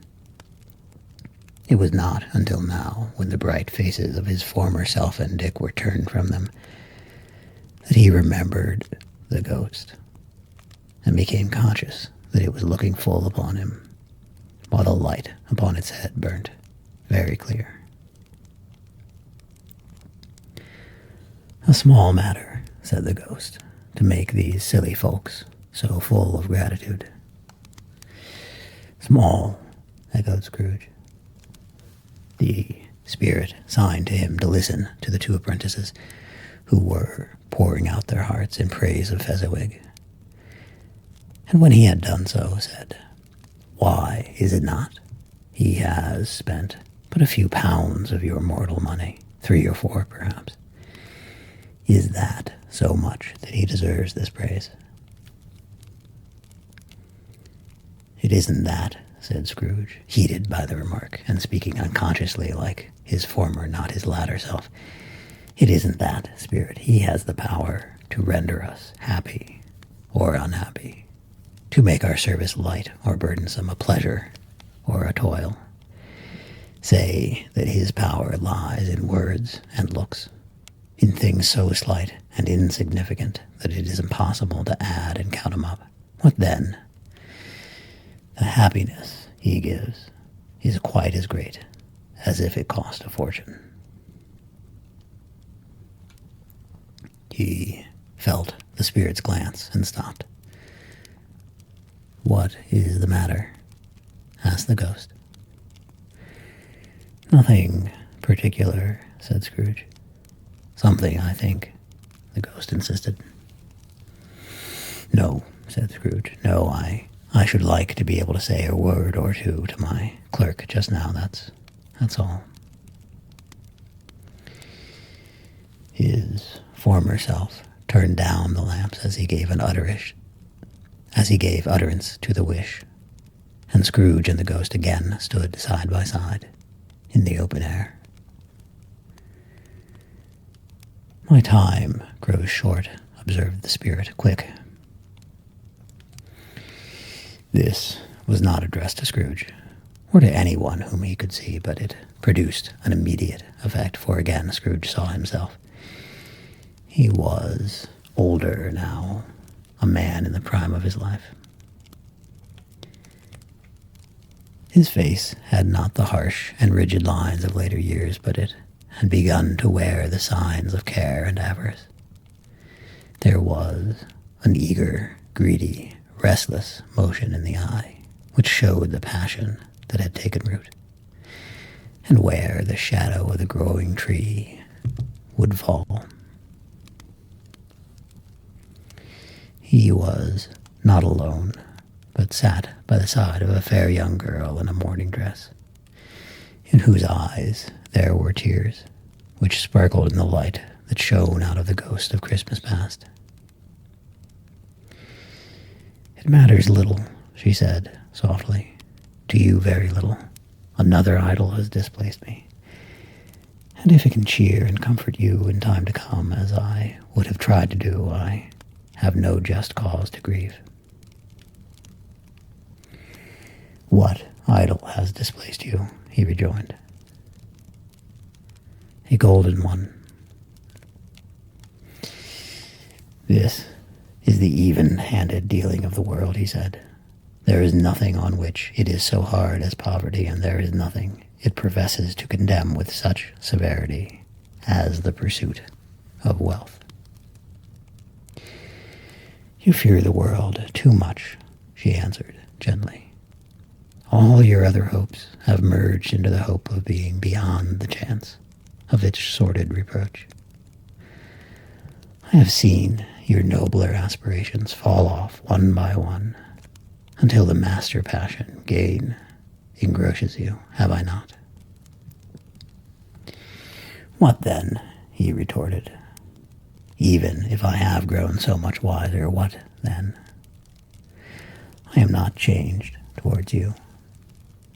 She shook her head. Am I? Our contract is an old one. It was made when we were both poor and content to be so, until in good season we could improve our worldly fortune by our patient industry. You are changed. When it was made, you were another man. I was a boy, he said impatiently. Your own feeling tells you that you were not what you are, she returned. I am. That which promised happiness when we were one in heart is fraught with misery now that we are two. How often and how keenly I have thought of this, I will not say. It is enough that I have thought of it and can release you. Have I ever sought release? In words, no, never. In what then? In a changed nature, in an altered spirit, in another atmosphere of life. Another hope as its great end. In everything that made my love of any worth or value in your sight. If this had never been between us, said the girl, looking mildly but with steadiness upon him. Tell me, would you seek me out and try to win me now? Ah, no. He seemed to yield to the justice of this supposition in spite of himself, but he said, with a struggle, you think not? I would gladly think otherwise if I could, she answered. Heaven knows when I have learned a truth like this. I know how strong and irresistible it must be. But if you were free today, tomorrow, yesterday, can I even believe that you would choose a dowerless girl? You, who in your very confidence with her weigh everything by gain. Or choosing her if for a moment you were false enough to your one guiding principle to do so. Do I not know that your repentance and regret would surely follow? I do, and I release you, with a full heart, for the love of him you once were. He was about to speak, but with her head turned from him, she resumed. You may. The memory of what is past half makes me hope you will have pain in this. A very, very brief time, and you will dismiss the recollection of it, gladly, as an unprofitable dream, from which it happened well that you awoke. May you be happy in the life you have chosen. She left him, and they parted. Spirit, said Scrooge, show me no more, conduct me home. Why do you delight to torture me? One shadow more, exclaimed the ghost. No more, cried Scrooge. No more, I don't wish to see it. Show me no more. But the relentless ghost pinioned him in both his arms and forced him to observe what happened next.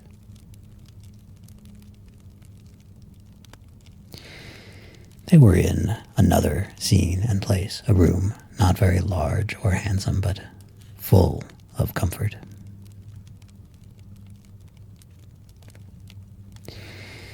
Near to the winter fire sat a beautiful young girl, so like that last that Scrooge believed it was the same until he saw her, now a comely matron, sitting opposite her daughter.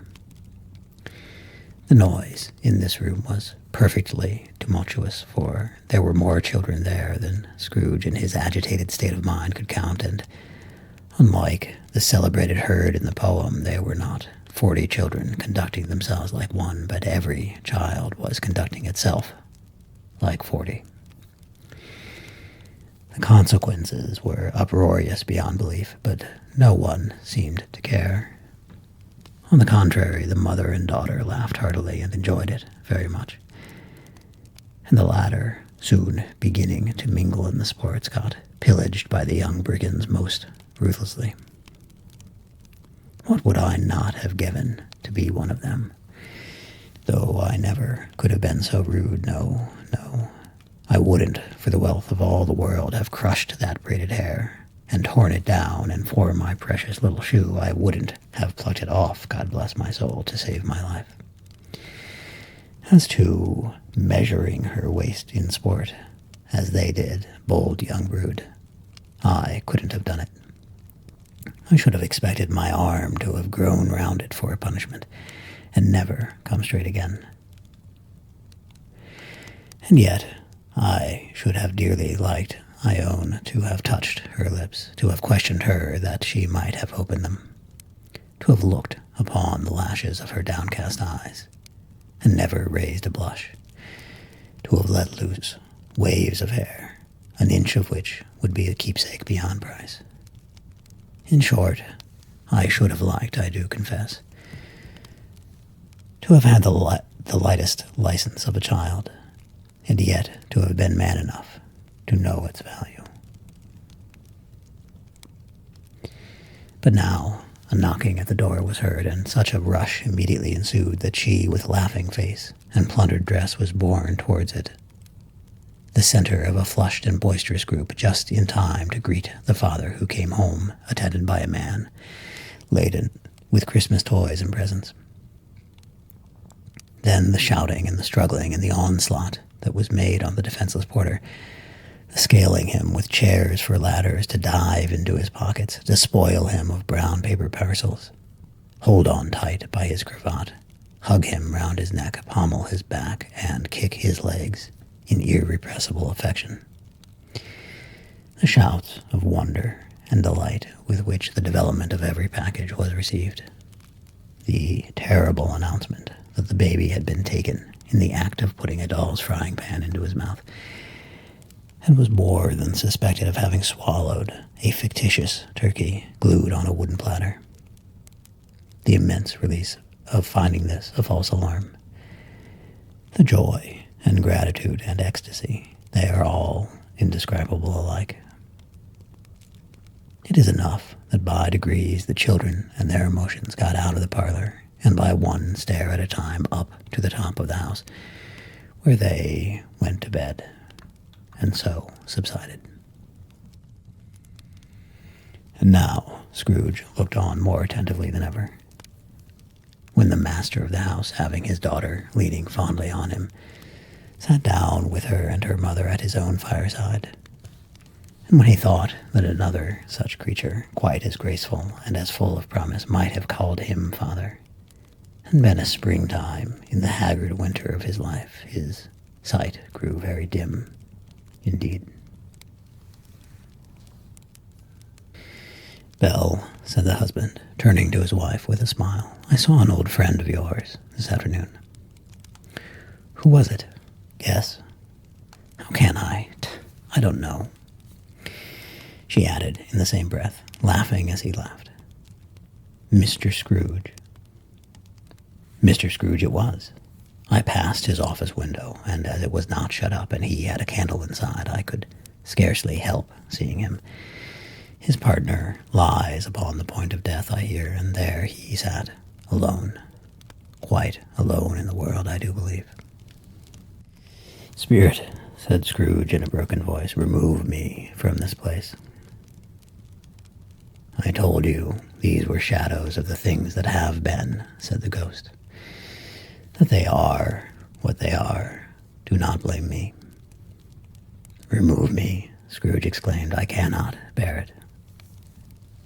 He turned upon the ghost and seeing that it looked upon him with a face in which, in some strange way, there were fragments of all the faces it had shown him, wrestled with it. Leave me, take me back, haunt me no longer. In the struggle, if that can be called a struggle in which the ghost with no visible resistance on its own part was undisturbed by any effort of its adversary, Scrooge observed that its light was burning high and bright, and dimly connecting that with its influence over him, he seized the extinguisher cap, and by a sudden action pressed it down upon his head. The spirit dropped beneath it so that the extinguisher covered its whole form, but though Scrooge pressed it down with all his force, he could not hide the light which streamed from under it in an unbroken flood upon the ground. He was conscious of being exhausted and overcome by an irresistible drowsiness, and further, of being in his own bedroom. He gave the cap a parting squeeze, in which his hand relaxed, and had barely time to reel to bed before he sank into a heavy sleep. Stave 3. The second of the three spirits. Awaking in the middle of a prodigiously tough snore and sitting up in bed to get his thoughts together, Scrooge had no occasion to be told that the bell was again upon the stroke of 1. He felt that he was restored to consciousness in the right nick of time for the especial purpose of holding a conference with the second messenger dispatched to him through Jacob Marley's intervention. But finding that he turned uncomfortably cold when he began to wonder which of his curtains this new spectre would draw back, he put them every one aside with his own hands, and, lying down again, established a sharp lookout all around the bed, for he wished to challenge the spirit on the moment of its appearance, and did not wish to be taken by surprise and made nervous.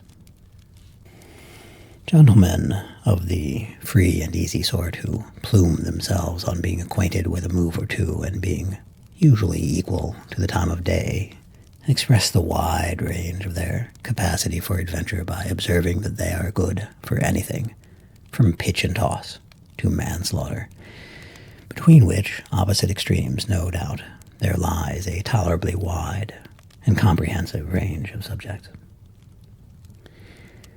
Without venturing for Scrooge quite as heartily as this, I don't mind calling on you to believe that he was ready for a good broad field of strange appearances, and that nothing between a baby and rhinoceros would have astonished him very much. Now, being prepared for almost anything, he was not by any means prepared for nothing, and consequently, when the bell struck 1, and no shape appeared, he was taken with a violent fit of trembling. 5 minutes, 10 minutes, a quarter of an hour went by, yet nothing came. All this time he lay upon his bed, the very core and center of a blaze of ruddy light, which streamed upon it when the clock proclaimed the hour, and which, being only light, was more alarming than a dozen ghosts, as he was powerless to make out what it meant, or would be at, and was sometimes apprehensive that he might be at that very moment an interesting case of spontaneous combustion, without having the consolation of knowing it. At last, however, he began to think, as you or I would have thought at first, for it is always the person not in the predicament who knows what ought to have been done in it, and would unquestionably have done it, too. At last, I say, he began to think that the source and secret of this ghostly light might be in the adjoining room, from whence, on further tracing it, it seemed to shine. This idea taking full possession of his mind, he got up softly and shuffled in his slippers to the door. The moment Scrooge's hand was on the lock, a strange voice called him by his name, and bade him enter. He obeyed. It was his own room. There was no doubt about that, but it had undergone a surprising transformation. The walls and ceiling were so hung with living green that it looked a perfect grove, from every part of which bright, gleaming berries glistened. The crisp leaves of holly, mistletoe, and ivy reflected back the light as if so many little mirrors had been scattered there, and such a mighty blaze went roaring up the chimney that dull petrification of a heart had never been known in Scrooge's time, or Marley's, or for many and many a winter season gone. Heaped up on the floor to form a kind of throne were turkeys, geese, game, poultry, brawn, great joints of meat, sucking pigs, long wreaths of sausages, mince pies, plum puddings, barrels of oysters, red-hot chestnuts, cherry-cheeked apples, juicy oranges, luscious pears, immense 12th cakes, and seething bowls of punch that made the chamber dim with their delicious steam.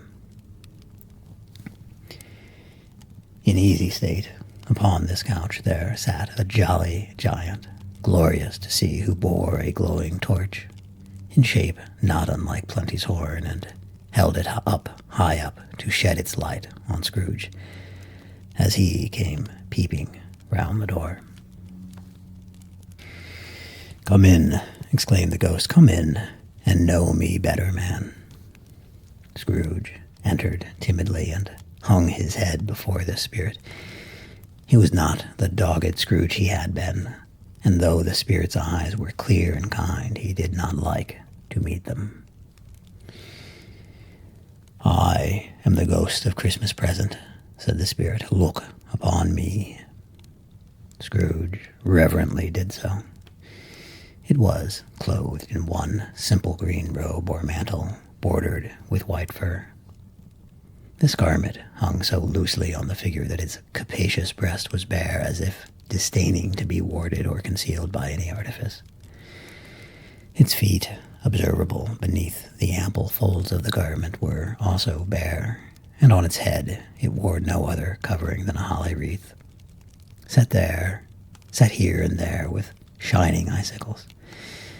Its dark brown curls were long and free as its genial face, its sparkling eye, its open hand, its cheery voice, its unconstrained demeanor, and its joyful air. Girded round its middle was an antique scabbard, but no sword was in it, and the ancient sheath was eaten up with rust. "You have never seen the like of me before," exclaimed the spirit. "Never," Scrooge made answer to it. "Have never walked forth with the younger members of my family, meaning, for I am very young, my elder brother is born in these later years," pursued the phantom. "I don't think I have," said Scrooge. "I am afraid I have not. Have you had many brothers, spirit?" "More than 1,800, said the ghost. "A tremendous family to provide for," muttered Scrooge. The ghost of Christmas Present rose. "Spirit," said Scrooge submissively, "conduct me where you will. I went forth last night on compulsion, and I learnt a lesson which is working now. Tonight, if you have aught to teach me, let me profit by it." "Touch my robe." Scrooge did as he was told, and held it fast. Holly, mistletoe, red berries, ivy, turkeys, geese, game, poultry, brawn, meat, pigs, sausages, oysters, pies, puddings, fruit, and punch, all vanished instantly.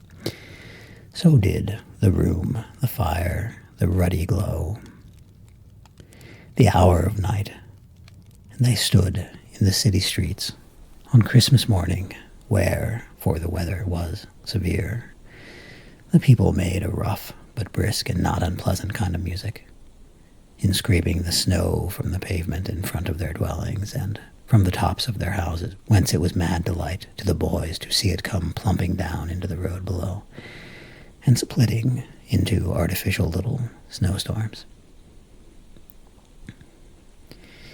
The house fronts looked black enough, and the windows blacker, contrasting with the smooth white sheet of snow upon the roofs, and with the dirtier snow upon the ground, which last deposit had been plowed up in deep furrows by the heavy wheels of carts and wagons, furrows that crossed and recrossed each other hundreds of times where the great streets branched off and made intricate channels hard to trace in the thick yellow mud and icy water. The sky was gloomy, and the shortest streets were choked up with a dingy mist, half-thawed, half-frozen, whose heavier particles descended in a shower of sooty atoms, as if all the chimneys in Great Britain had, by one consent, caught fire, and were blazing away to their dear heart's content. There was nothing very cheerful in the climate or the town, yet there was an air of cheerfulness abroad that the clearest summer air and brightest summer sun might have endeavored to diffuse in vain. For the people who were shoveling away on the housetops were jovial and full of glee, calling out to one another from the parapets and now and then just exchanging a facetious snowball, better-natured missile far than many a wordy jest, laughing heartily if it went right, and not less heartily if it went wrong. The poulterers' shops were still half open, and the fruiterers were radiant in their glory. There were great, round, pot-bellied baskets of chestnuts, shaped like the waistcoats of jolly old gentlemen, lolling at the doors, tumbling out into the street in their apoplectic opulence.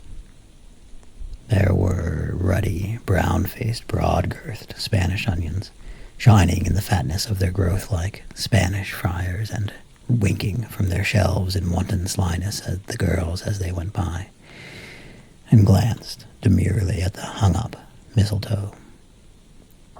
There were pears and apples clustered high in blooming pyramids. There were bunches of grapes made in the shopkeeper's benevolence to dangle from conspicuous hooks, that people's mouths might water grady as they passed.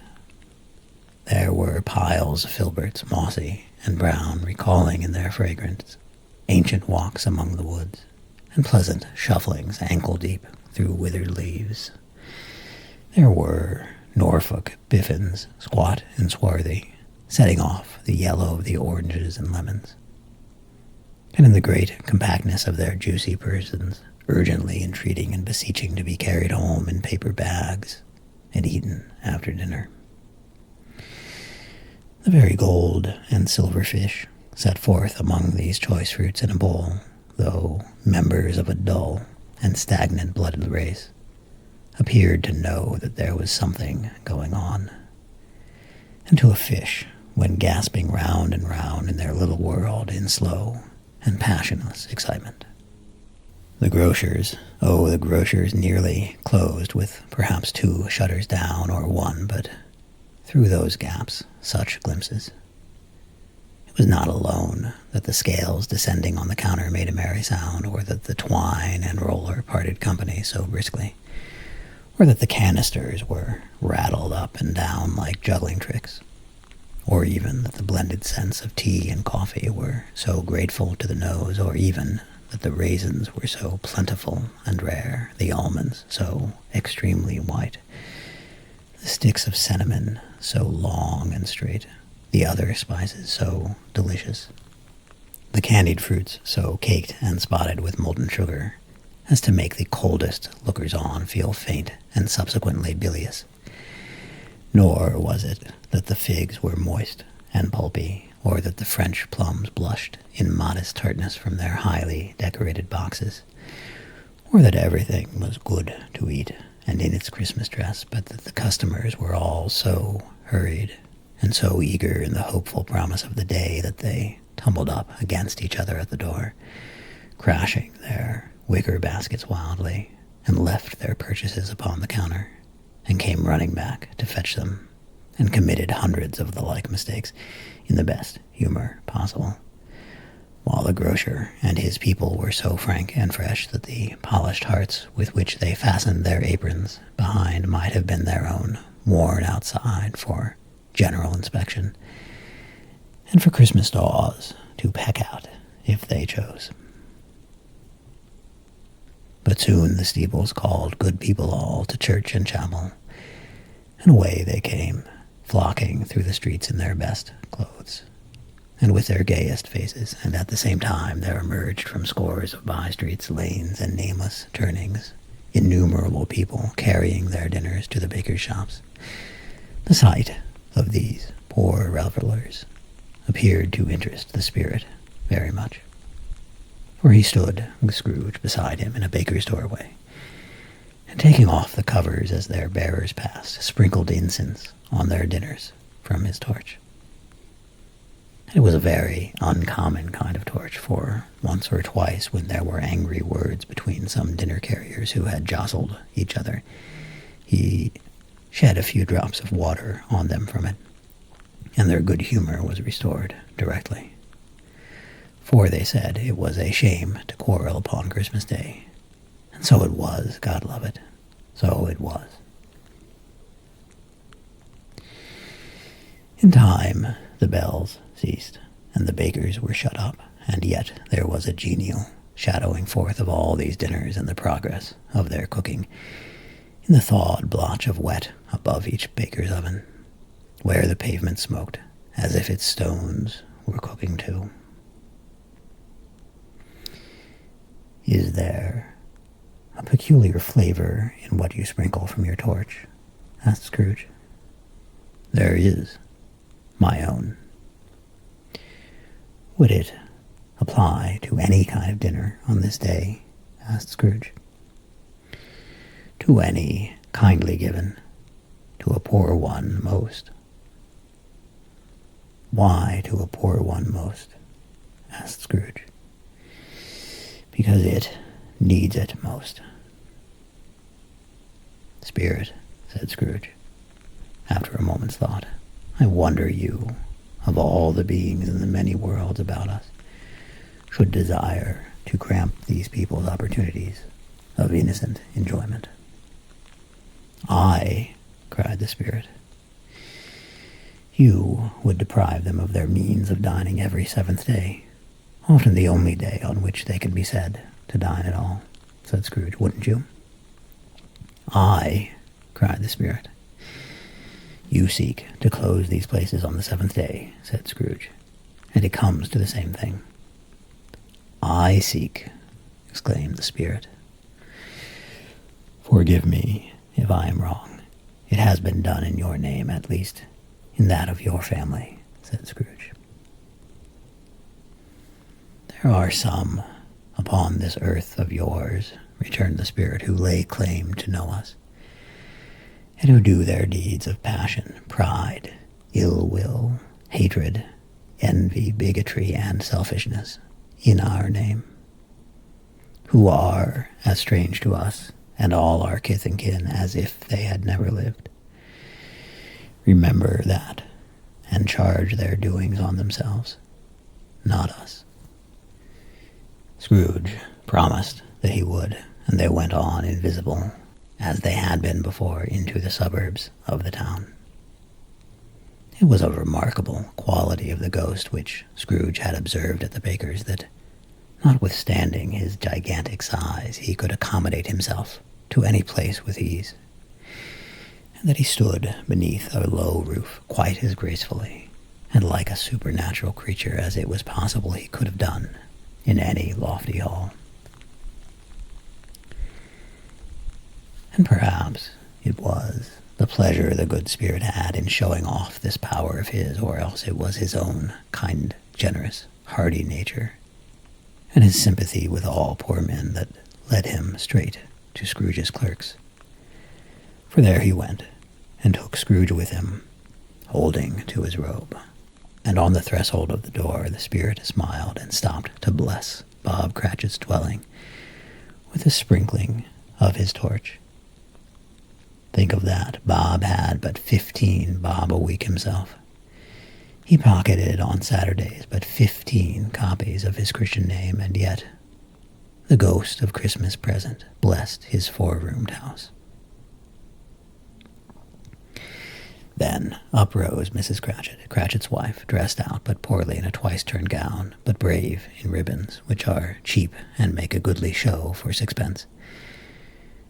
She laid the cloth assisted by Belinda Cratchit's, second of her daughters, also brave in ribbons, while Master Peter Cratchit plunged a fork into the saucepan of potatoes, and getting the corners of his monstrous shirt-collar, Bob's private property conferred upon his son and heir, in honor of the day, into his mouth, rejoiced to find himself so gallantly attired, and yearned to show his linen in the fashionable parks. And now 2 smaller Cratchits, boy and girl, came tearing in, screaming that outside the baker's they had smelt the goose, and known it for their own, and basking in luxurious thoughts of sage and onion, these young Cratchits danced about the table, and exalted Master Peter Cratchit to the skies, while he, not proud, although his collars nearly choked him, blew the fire until the slow potatoes, bubbling up, knocked loudly at the saucepan lid, to be let out and peeled.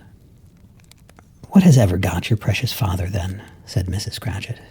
"And your brother, Tiny Tim, and Martha wasn't as late last Christmas Day by half an hour." "Here's Martha, mother," said a girl, appearing as she spoke. "Here's Martha, mother," cried the 2 young Cratchits. "Hurrah, there's such a goose, Martha." "Why, bless your heart alive, my dear, how late you are," said Mrs. Cratchit, kissing her a dozen times, and taking off her shawl and bonnet for her with officious zeal. "We'd a deal of work to finish up last night," replied the girl, "and had to clear away this morning, mother." "Well, never mind, so long as you are come," said Mrs. Cratchit. "Sit ye down before the fire, my dear, and have a warm, good Lord bless you." "No, no, there's father coming," cried the 2 young Cratchits, who were everywhere at once. "Hide, Martha, hide." So Martha hid herself, and in came little Bob, the father, with at least 3 feet of comforter exclusive of the fringe hanging down before him, and his threadbare clothes darned up and brushed to look seasonable, and Tiny Tim upon his shoulder. Alas for Tiny Tim, he bore a little crutch, and had his limbs supported by an iron frame. "Why, where's our Martha?" said Bob Cratchit, looking round. "Not coming," said Mrs. Cratchit. "Not coming," said Bob, with a sudden declension in his high spirits, for he had been Tim's blood horse all the way from the church, and had become rampant. "Not coming upon Christmas Day." Martha didn't like to see him disappointed, if it were only in joke, so she came out prematurely from behind the closet door and ran into his arms, while the 2 young Cratchits hustled Tiny Tim and bore him off into the wash-house that he might hear the pudding singing in the copper. "And how did little Tim behave?" asked Mrs. Cratchit, when she had rallied Bob on his credulity, and Bob had hugged his daughter to his heart's content. "As good as gold, and better," said Bob. "Somehow he gets thoughtful, sitting by himself so much, and thinks the strangest things you have ever heard. He told me, coming home, that he hoped the people saw him in the church because he was a cripple, and it might be pleasant to them to remember upon Christmas Day who made lame beggars walk and blind men see." Bob's voice was tremulous when he told them this, and trembled more when he said that Tiny Tim was growing strong and hearty. His active little crutch was heard upon the floor, and back came Tiny Tim before another word was spoken, escorted by his brother and sister to his stool before the fire, and while Bob, turning up his cuffs as if, poor fellow, they were capable of being made more shabby, compounded some hot mixture in a jug with gin and lemons, and stirred it round and put it on the hob to simmer. Master Peter and the two ubiquitous young Cratchits went to fetch the goose, with which they soon returned in high procession. Such a bustle ensued that you might have thought a goose the rarest of all birds, a feathered phenomenon to which a black swan was a matter of course, and in truth it was something very like it in that house. Mrs. Cratchit made the gravy ready beforehand in a little saucepan, hissing hot. Master Peter mashed the potatoes with incredible vigor. Miss Belinda sweetened up the applesauce. Martha dusted the hot plates. Bob took Tiny Tim beside him in a tiny corner at the table. The two young Cratchits set chairs for everybody, not forgetting themselves, and mounting guard upon their posts, crammed spoons into their mouths, lest they should shriek for goose before their turn came to be helped. At last, the dishes were set on, and grace was said. It was succeeded by a breathless pause as Mrs. Cratchit, looking slowly all along the carving knife, prepared to plunge it in the breast. But when she did, and when the long-expected gush of stuffing issued forth, one murmur of delight arose all round the board, and even Tiny Tim, excited by the two young Cratchits, beat on the table with the handle of his knife, and feebly cried, "Hurrah!" There never was such a goose. Bob said he didn't believe there ever was such a goose cooked. Its tenderness and flavor, size and cheapness were the themes of universal admiration. Eked out by applesauce and mashed potatoes, it was a sufficient dinner for the whole family. Indeed, as Mrs. Cratchit said, with great delight, surveying one small atom of a bone upon the dish, they hadn't ate it all at last. Yet everyone had had enough, and the youngest Cratchits in particular were steeped in sage and onion to the eyebrows. But now, the plates being changed by Miss Belinda, Mrs. Cratchit left the room alone, too nervous to bear witness, to take the pudding up and bring it in. Suppose it should not be done enough. Suppose it should break in turning out. Suppose somebody should have got over the wall of the backyard and stolen it, while they were merry with the goose, a supposition at which the two young Cratchits became livid. All sorts of horrors were supposed. Hello, a great deal of steam. The pudding was out of the copper. A smell like a washing day. That was the cloth. A smell like an eating house and a pastry cook's next door to each other, with a laundress's next door to that. That was the pudding. In half a minute, Mrs. Cratchit entered, flushed but smiling proudly, with the pudding like a speckled cannonball, so hard and firm, blazing in half a quartern of ignited brandy and bedight with Christmas holly stuck into the top. Oh, a wonderful pudding, Bob Cratchit said, and calmly, too, that he regarded it as the greatest success achieved by Mrs. Cratchit since their marriage.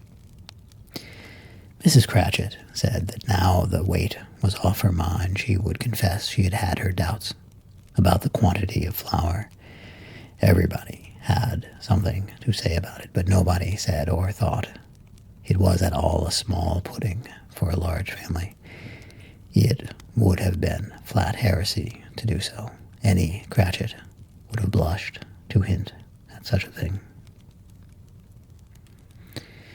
At last, the dinner was all done. The cloth was cleared, the hearth swept, and the fire made up. The compound in the jug being tasted and considered perfect, apples and oranges were put upon the table, and a shovelful of chestnuts on the fire. Then all the Cratchit family drew round the hearth in what Bob Cratchit called a circle, meaning half a one. And at Bob Cratchit's elbow stood the family display of glass, 2 tumblers, and a custard cup, without a handle. These held the hot stuff from the jug, however, as well as golden goblets would have done, and Bob served it out with beaming looks while the chestnuts on the fire sputtered and cracked noisily. Then Bob proposed, "Merry Christmas to us all, my dears. God bless us," which all the family re-echoed. "God bless us, every one," said Tiny Tim, the last of all. He sat very close to his father's side upon his little stool. Bob held his withered little hand in his as if he loved the child and wished to keep him by his side and dreaded that he might be taken from him. "Spirit," said Scrooge, with an interest he had never felt before, "tell me if Tiny Tim will live." "I see a vacant seat," replied the ghost, "in the poor chimney corner, and a crutch without an owner, carefully preserved. If these shadows remain unaltered by the future, the child will die." "No, no," said Scrooge. "Oh no, kind spirit, say he will be spared." "If these shadows remain unaltered by the future, none other of my race," returned the ghost, "will find him here. What then? If he be like to die, he had better do it, and decrease the surplus population." Scrooge hung his head to hear his own words quoted by the spirit, and was overcome with penitence and grief. "Man," said the ghost, "if man you be in heart, not adamant, forbear that wicked cant until you have discovered what the surplus is and where it is. Will you decide what men shall live, what men shall die? It may be that in the sight of heaven you are more worthless and less fit to live than millions like this poor man's child. O God, to hear the insect on the leaf pronouncing on the too much life among his hungry brothers in the dust." Scrooge bent before the ghost's rebuke and, trembling, cast his eyes upon the ground, but he raised them speedily on hearing his own name. "Mr. Scrooge," said Bob. "I'll give you Mr. Scrooge, the founder of the feast." "The founder of the feast, indeed," cried Mrs. Cratchit, reddening. "I wish I had him here. I'd give him a piece of my mind to feast upon, and I hope he'd have a good appetite for it." "My dear," said Bob, "the children, Christmas Day." "It should be Christmas Day, I'm sure," said she, "on which one drinks the health of such an odious, stingy, hard, unfeeling man as Mr. Scrooge. You know he is, Robert. Nobody knows it better than you do, poor fellow." "My dear," was Bob's mild answer, "Christmas Day." "I'll drink his health for your sake and the day's," said Mrs. Cratchit, "not for his. Long life to him, a Merry Christmas, and a Happy New Year. He'll be very merry and very happy, I have no doubt." The children drank the toast after her. It was the first of their proceedings which had no heartiness. Tiny Tim drank it last of all, but he didn't care twopence for it. Scrooge was the ogre of the family. The mention of his name cast a dark shadow on the party, which was not dispelled for full 5 minutes. After it had passed away, they were 10 times merrier than before, from the mere relief of Scrooge the baleful being done with.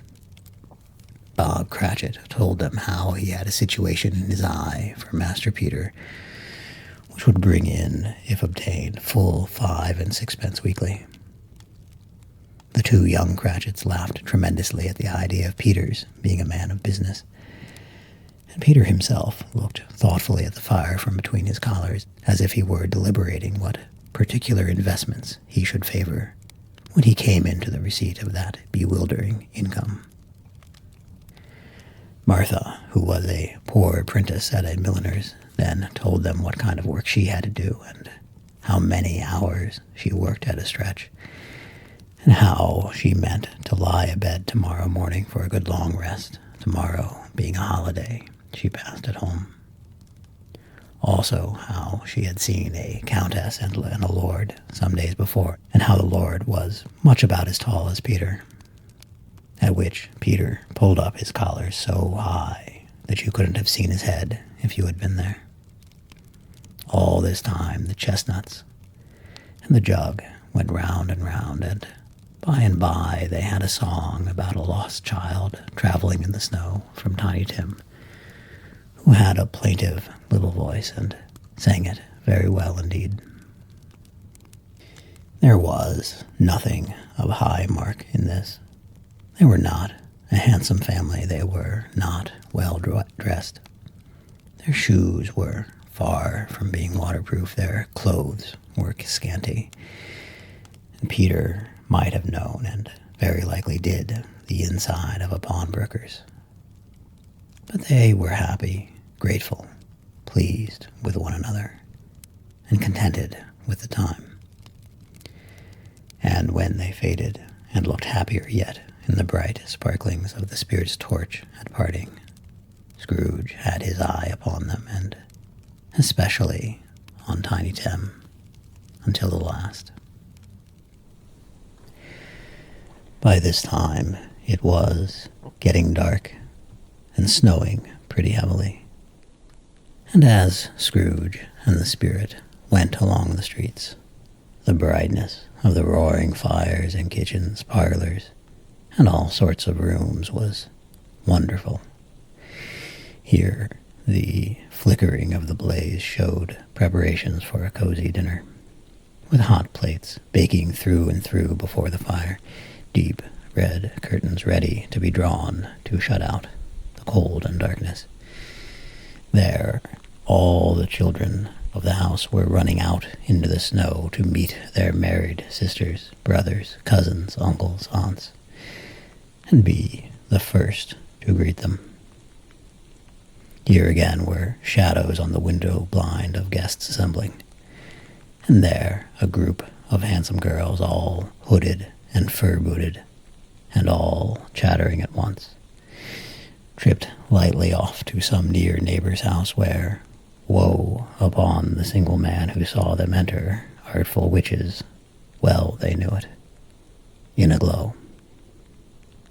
But if you had judged from the numbers of people on their way to friendly gatherings, you might have thought that no one was at home to give them welcome when they got there, instead of every house expecting company and piling up its fires half chimney high. Blessings on it, how the ghost exulted, how it bared its breadth of breast, and opened its capacious palm, and floated on, outpouring with a generous hand its bright and harmless mirth on everything within its reach. The very lamplighter, who ran on before, dotting the dusky street with specks of light, and who was dressed to spend the evening somewhere, laughed out loudly as the spirit passed, though little kenned the lamplighter that he had any company but Christmas. And now, without a word of warning from the ghost, they stood upon a bleak and desert moor where monstrous masses of rude stone were cast about, as though it were the burial place of giants, and water spread itself wheresoever it listed, or would have done so but for the frost that held it prisoner, and nothing grew but moss and furze and coarse, rank grass. Down in the west, the setting sun had left a streak of fiery red which glared upon the desolation for a moment, like a sullen eye, and frowning lower, lower, lower yet, was lost in the thick gloom of darkest night. "What place is this?" asked Scrooge. "A place where miners live who labor in the bowels of the earth," returned the spirit. "But they know me, see." A light shone from the window of a hut, and swiftly they advanced towards it. Passing through the wall of mud and stone, they found a cheerful company assembled round a glowing fire. An old man and woman, with their children and their children's children, and another generation beyond that, all decked out gaily in their holiday attire. The old man, in a voice that seldom rose above the howling of the wind upon the barren waste, was singing them a Christmas song. It had been a very old song when he was a boy, and from time to time they all joined in the chorus. So surely as they raised their voices, the old man got quite blithe and loud, and so surely as they stopped, his vigor sank again.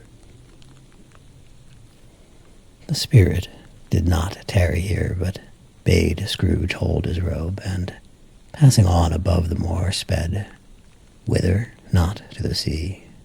To sea. To Scrooge's horror, looking back, he saw the last of the land, a frightful range of rocks behind them, and his ears were deafened by the thundering of water as it rolled and roared and raged among the dreadful caverns it had worn, and fiercely tried to undermine the earth.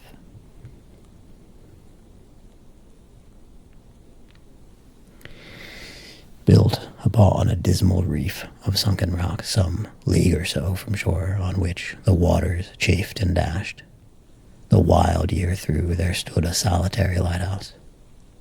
Great heaps of seaweed clung to its base, and storm birds, born of the wind one might suppose, as seaweed of the water, rose and fell about it like the waves they skimmed.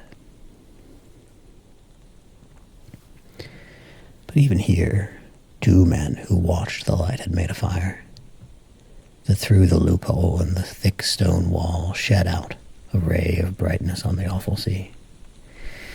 Joining their horny hands over the rough table at which they sat, they wished each other Merry Christmas in their can of grog, and one of them, the elder, too, with his face all damaged and scarred with hard weather, as the figurehead of an old ship might be, struck up a sturdy song that was like a gale in itself.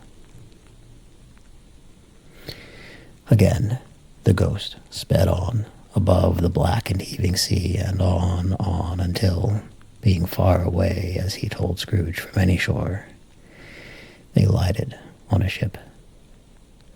They stood beside the helmsman at the wheel, the lookout in the bow, the officers who had the watch, dark, ghostly figures in their several stations, but every man among them hummed a Christmas tune, or had a Christmas thought, or spoke below his breath to his companion of some bygone Christmas day, with homeward hopes belonging to it.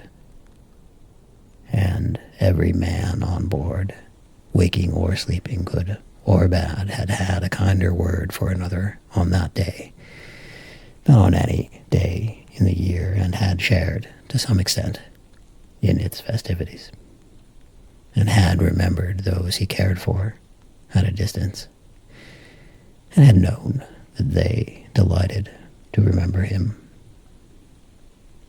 It was a great surprise to Scrooge, while listening to the moaning of the wind and thinking what a solemn thing it was to move on through the lonely darkness over an unknown abyss, whose depths were secrets as profound as death. It was a great surprise to Scrooge, while thus engaged, to hear a hearty laugh. It was a much greater surprise to Scrooge to recognize it as his own nephew's, and to find himself in a bright, dry, gleaming room, with a spirit standing smiling by his side and looking at that same nephew with approving affability. "Ha ha!" laughed Scrooge's nephew. "Ha ha ha! If you should, by any unlikely chance, to know a man more blessed in a laugh than Scrooge's nephew, all I can say is, I should like to know him too. Introduce him to me, and I'll cultivate his acquaintance." It is a fair, even-handed, noble adjustment of things that while there is infection and disease and sorrow, there is nothing in the world so irresistibly contagious as laughter and good humor. When Scrooge's nephew laughed in this way, holding his sides, rolling his head, and twisting his face into the most extravagant contortions, Scrooge's niece, by marriage, laughed as heartily as he, and their assembled friends, being not a bit behindhand, roared out lustily. "He said that Christmas was a humbug, as I live," cried Scrooge's nephew. "He believed it, too." "More shame for him, Fred," said Scrooge's niece indignantly. "Bless those women, they never do anything by halves. They are always in earnest." She was very pretty, exceedingly pretty, with a dimpled, surprised-looking capital face, a ripe little mouth that seemed made to be kissed, as no doubt it was, all kinds of good little dots about her chin that melted into one another when she laughed, and the sunniest pair of eyes you ever saw in any little creature's head. Altogether, she was what you would have called provoking, you know, but satisfactory, too. Oh, perfectly satisfactory. "He's a comical old fellow," said Scrooge's nephew. "That's the truth, and not so pleasant as he might be. However, his offenses carry their own punishment, and I have nothing to say against him." "I'm sure he is very rich, Fred," hinted Scrooge's niece. "At least you always tell me so." "What of that, my dear?" said Scrooge's nephew. "His wealth is of no use to him. He don't do any good with it. He don't make himself comfortable with it. He hasn't the satisfaction of thinking, that he is ever going to benefit us with it." "I have no patience with him," observed Scrooge's niece. Scrooge's niece's sisters, and all the other ladies, expressed the same opinion. "Oh, I have," said Scrooge's nephew. "I am sorry for him.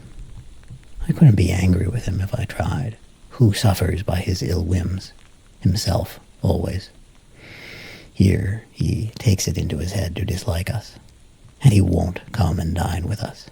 What's the consequence? He don't lose much of a dinner." "Indeed, I think he loses a very good dinner," interrupted Scrooge's niece. Everybody else said the same, and they must be allowed to have been competent judges, because they had just had dinner, and, with the dessert upon the table, were clustered round the fire by lamplight. "Well, I'm very glad to hear it," said Scrooge's nephew, "because I haven't great faith in these young housekeepers. What do you say, Topper?" Topper had clearly got his eye upon one of Scrooge's niece's sisters, for he answered the bachelor was a wretched outcast who had no right to express an opinion on the subject, whereat Scrooge's niece's sister, the plump one with the lace tucker, not the one with the roses, blushed. "Do go on, Fred," said Scrooge's niece, clapping her hands. "He never finishes what he begins to say. He is such a ridiculous fellow." Scrooge's nephew reveled in another laugh, and as it was impossible to keep the infection off, though the plump sister tried hard to do it with aromatic vinegar, his example was unanimously followed. "I was only going to say," said Scrooge's nephew, "that the consequence of his taking a dislike to us and not making merry with us is, I think, that he loses some pleasant moments which could do him no harm. I am sure he loses pleasanter companions than he can find in his own thoughts, either in his mouldy, cold office or his dusty chambers. I mean to give him the same chance every year, whether he likes it or not, for I pity him.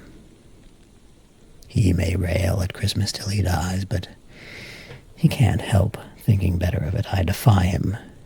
If he finds me going there in good temper, year after year, and saying, 'Uncle Scrooge, how are you?' if it only puts him in the vein to leave his poor clerk £50, that's something, and I think I shook him yesterday." It was their turn to laugh now at the notion of his shaking Scrooge. But being thoroughly good-natured and not caring what they laughed at, so that they laughed at any rate, he encouraged them in their merriment and passed the bottle joyously. After tea, they had some music, for they were a musical family, and knew what they were about when they sung a glee or catch, I can assure you, especially Topper, who could growl away in the bass like a good one, and never swell the large veins in his forehead or get red in the face over it. Scrooge's niece played well upon the harp, and played among other tunes a simple little air, a mere nothing you might learn to whistle it in 2 minutes, which had been familiar to the child who fetched Scrooge from the boarding school, as he had been reminded by the ghost of Christmas past. When this strain of music sounded, all the things that ghost had shown him came upon his mind. He softened more and more, and thought that if he could have listened to it often years ago, he might have cultivated the kindnesses of life for his own happiness with his own hands, without resorting to the sexton's spade that buried Jacob Marley. But they didn't devote the whole evening to music. After a while they played at forfeits, for it is good to be children sometimes, and never better than at Christmas, when its mighty founder was a child himself.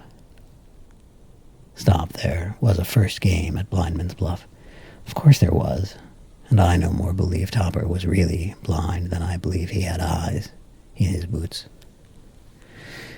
My opinion is that it was a done thing between him and Scrooge's nephew, and that the ghost of Christmas present knew it. The way he went after that plump sister in the lace tucker was an outrage on the credulity of human nature. Knocking down the fire irons, tumbling over the chairs, bumping against the piano, smothering himself among the curtains wherever she went, there went he. He always knew where the plump sister was. He wouldn't catch anybody else. If you had fallen up against him, as some of them did on purpose, he would have made a feint of endeavoring to seize you, which would have been an affront to your understanding, and would instantly have sidled off in the direction of the plump sister. She often cried out that it wasn't fair, and it really was not. But when, at last, he caught her, when in spite of all her silken rustlings and her rapid flutterings past him, he got her into a corner whence there was no escape, then his conduct was the most execrable.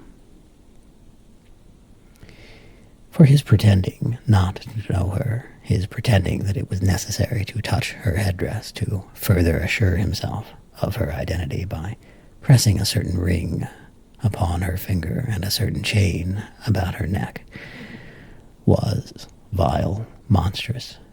No doubt she told him her opinion of it when, another blind man being in office, they were so very confidential together behind the curtains. Scrooge's niece was not one of the blind man's bluff party, but was made comfortable with a large chair and a footstool in a snug corner where the ghost and Scrooge were close behind her. But she joined in the forfeits and loved her loved admiration with all the letters of the alphabet. Likewise, at the game of how, when, and where, she was very great, and to the secret joy of Scrooge's nephew, beat her sisters hollow, though they were sharp girls too, as Topper could have told you. There might have been 20 people there, young and old, but they all played, and so did Scrooge, for wholly forgetting in the interest he had in what was going on that his voice made no sound in their ears. He sometimes came out with his guess quite loud, and very often guessed quite right too, for the sharpest needle, best Whitechapel, warranted not to cut in the eye, was not sharper than Scrooge, blunt as he took it in his head to be.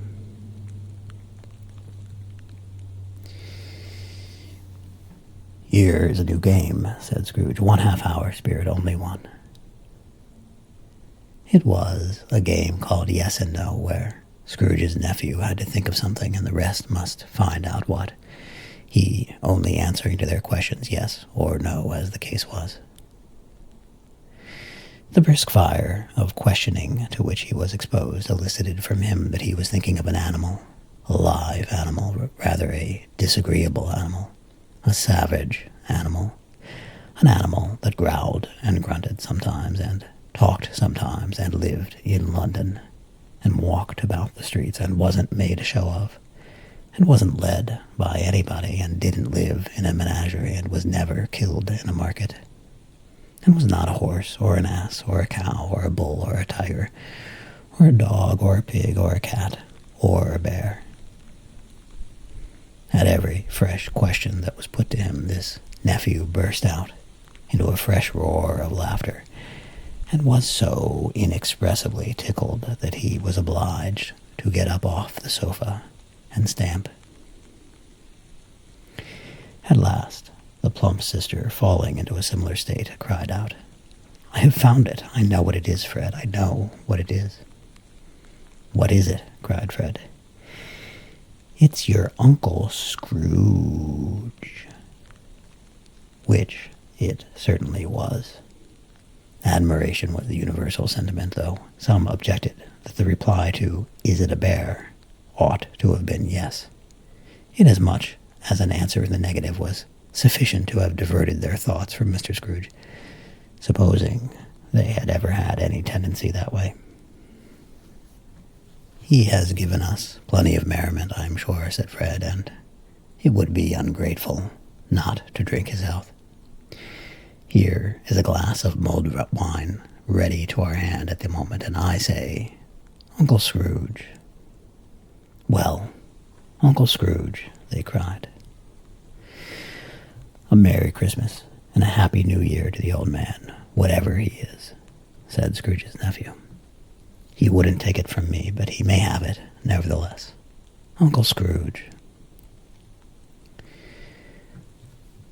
Uncle Scrooge had imperceptibly become so gay and light of heart that he would have pledged the unconscious company in return, and thanked them in an inaudible speech, if the ghost had given him time.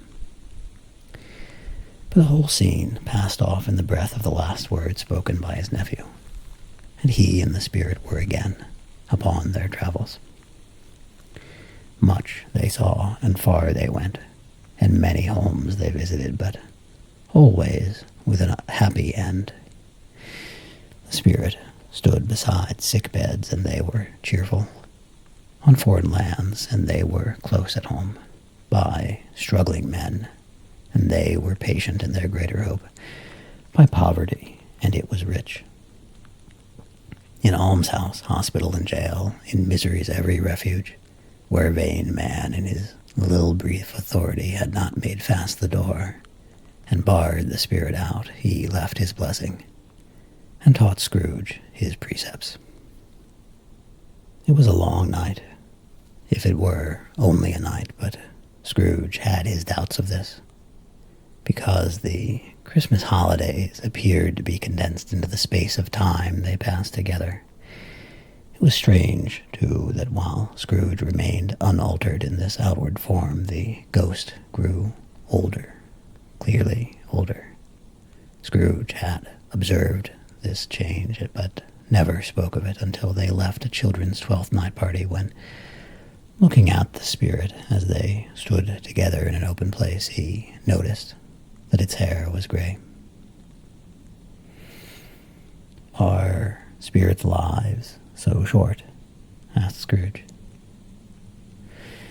"My life upon this globe is very brief," replied the ghost. "It ends tonight." "Tonight," cried Scrooge. "Tonight at midnight. Hark, the time is drawing near."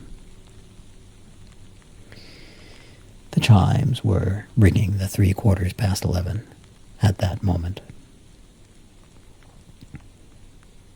"Forgive me if I am not justified in what I ask," said Scrooge, looking intently at the spirit's robe, "but I see something strange and not belonging to yourself protruding from your skirts. Is it a foot or a claw?" "It might be a claw, for the flesh there is upon it," was the spirit's sorrowful reply. "Look here." From the foldings of its robe it brought 2 children, wretched, abject, frightful, hideous, miserable. They knelt down at its feet and clung upon the outside of its garment. "Man, look here, look down here," exclaimed the ghost.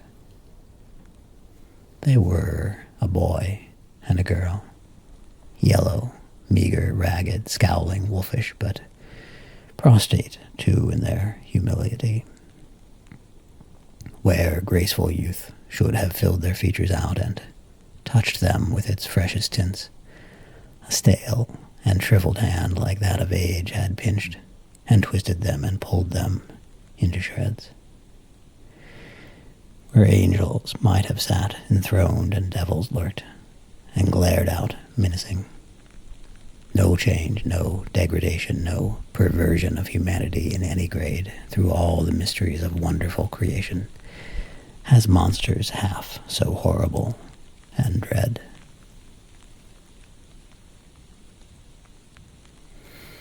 Scrooge started back appalled.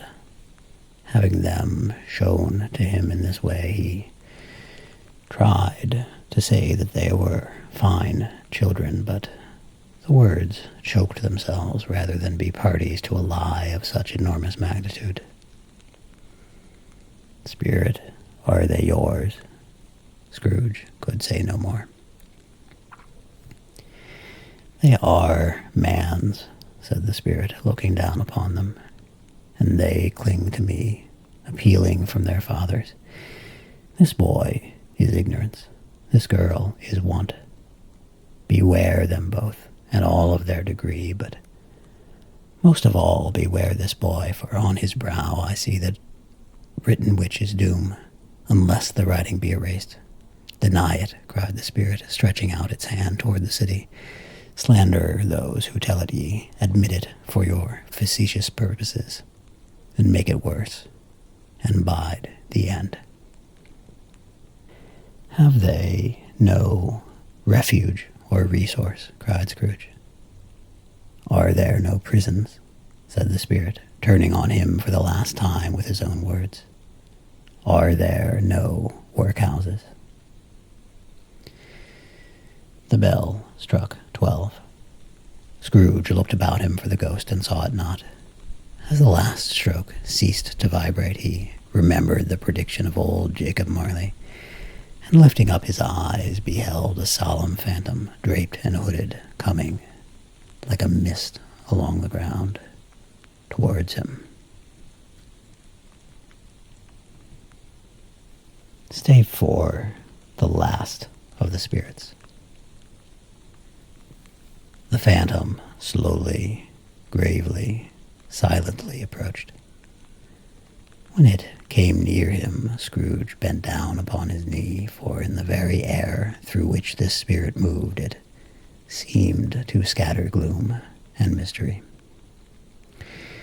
It was shrouded in a deep black garment which concealed its head, its face, its form, and left nothing of it visible, save one outstretched hand. But for this, it would have been difficult to detach its figure from the night and separate it from the darkness by which it was surrounded. He felt that it was tall and stately when it came beside him, and that its mysterious presence filled him with a solemn dread. He knew no more, for the spirit neither spoke nor moved. "I am in the presence of the ghost of Christmas yet to come," said Scrooge. The spirit answered not, but pointed onward with its hand.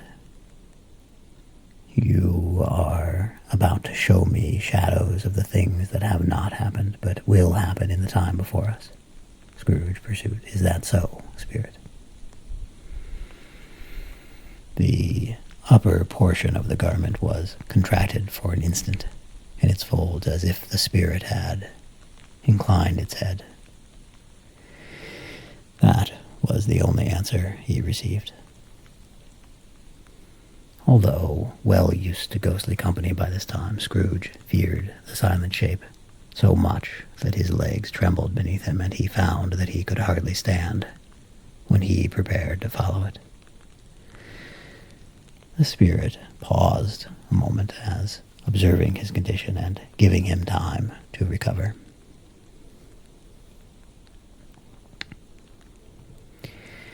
But Scrooge was all the worse for this. It thrilled him with a vague, uncertain horror to know that behind the dusky shroud there were ghostly eyes, intently fixed upon him, while he, though he stretched his own to the utmost, could see nothing but a spectral hand, and one great heap of black. "Ghost of the future," he exclaimed, "I fear you more than any spectre I have seen.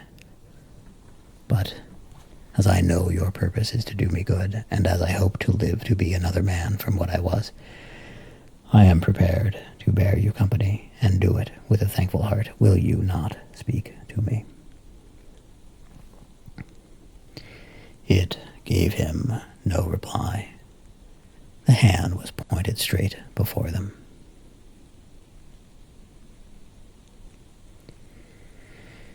"Lead on," said Scrooge, "lead on. The night is waning fast, and it is precious time to me, I know.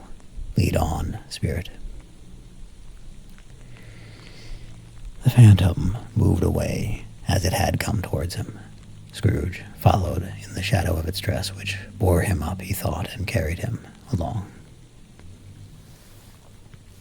They scarcely seemed to enter the city, for the city rather seemed to spring up about them and encompass them of its own act. But there they were in the heart of it, on change amongst the merchants, who hurried up and down and chinked the money in their pockets and conversed in groups, and looked at their watches and trifled thoughtfully with their great gold seals and so forth, as Scrooge had seen them often. The spirit stopped beside one little knot of businessmen. Observing that the hand was pointed to them, Scrooge advanced to listen to their talk. "No," said a great fat man with a monstrous chin, "I don't know much about it either way. I only know he's dead." "When did he die?" inquired another. "Last night, I believe." "Why, what was the matter with him?" asked a third, taking a vast quantity of snuff out of a very large snuff-box. "I thought he'd never die."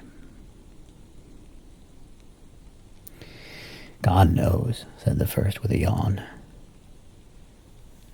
"What has he done with his money?" asked a red-faced gentleman with a pendulous excrescence on the end of his nose that shook like the gills of a turkey-cock. I haven't heard, said the man with the large chin, yawning again. Left it to his company, perhaps. He hasn't left it to me. That's all I know. This pleasantry was received with a general laugh. It's likely to be a very cheap funeral, said the same speaker, for upon my life, I don't know of anybody to go to it. Suppose we make up a party and volunteer. I don't mind going if a lunch is provided, observed the gentleman with the excrescence on his nose. But I must be fed if I make one. Another laugh. Well, I am the most disinterested among you after all, said the first speaker, for I never wear black gloves and I never eat lunch, but I'll offer to go if anybody else will. When I come to think of it, I'm not at all sure that I wasn't his most particular friend, for we used to stop and speak whenever we met.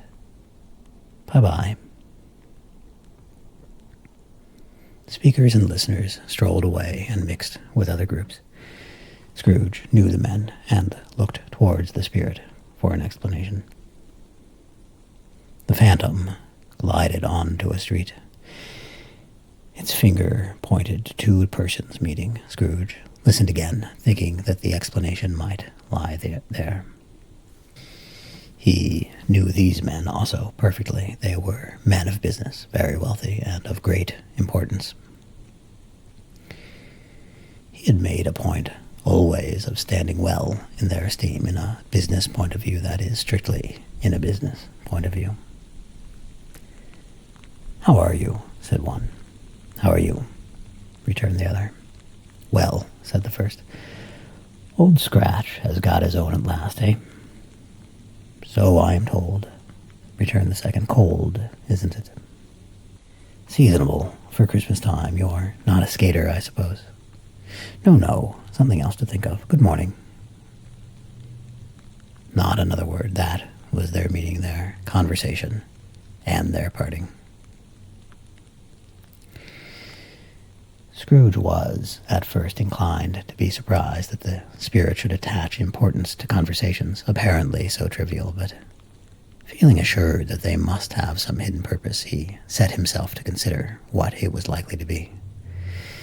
They could scarcely be supposed to have any bearing on the death of Jacob, his old partner, for that was past, and this ghost's province was future. Nor could he think of anyone immediately connected with himself to whom he could apply them, but nothing doubting that to whomsoever they applied, they had some latent moral for his own improvement. He resolved to treasure up every word he heard and everything he saw, and especially to observe the shadow of himself when it appeared. For he had an expectation that the conduct of his future self would give him the clue he missed, and would render the solution of these riddles easy. He looked about in that very place for his own image, but another man stood in his accustomed corner, and though the clock pointed to his usual time of day for being there, he saw no likeness of himself among the multitudes that poured in through the porch. It gave him little surprise, however, for he had been revolving in his mind a change of life, and thought and hoped he saw his newborn resolutions carried out in this.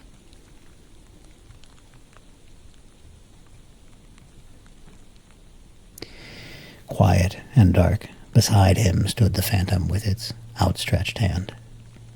When he roused himself from his thoughtful quest, he fancied from the turn of the hand and its situation in reference to himself that the unseen eyes were looking at him keenly. It made him shudder and feel very cold. They left the busy scene and went into an obscure part of the town where Scrooge had never penetrated before, although he recognized its situation and its bad repute. The ways were foul and narrow, the shops and houses wretched, the people half-naked, drunken, slipshod, ugly. Alleys and archways, like so many cesspools, disgorged their offenses of smell and dirt and life upon the straggling streets, and the whole quarter reeked with crime, with filth, with misery. Far in this den of infamous resort there was a low-browed beetling shop, below a penthouse roof where iron, old rags, bottles, bones, and greasy offals were bought. Upon the floor within were piled up heaps of rusty keys, nails, chains, hinges, files, scales, weights, and refuse iron of all kinds. Secrets that few would like to scrutinize were bred and hidden in mountains of unseemly rags, masses of corrupted fat and sepulchres of bones. Sitting in among the wares he dealt in by a charcoal stove made of old bricks was a gray-haired rascal, nearly 70 years of age, who had screened himself from the cold air without by a frowsy curtaining of miscellaneous tatters hung upon a line, and smoked his pipe in all the luxury of calm retirement.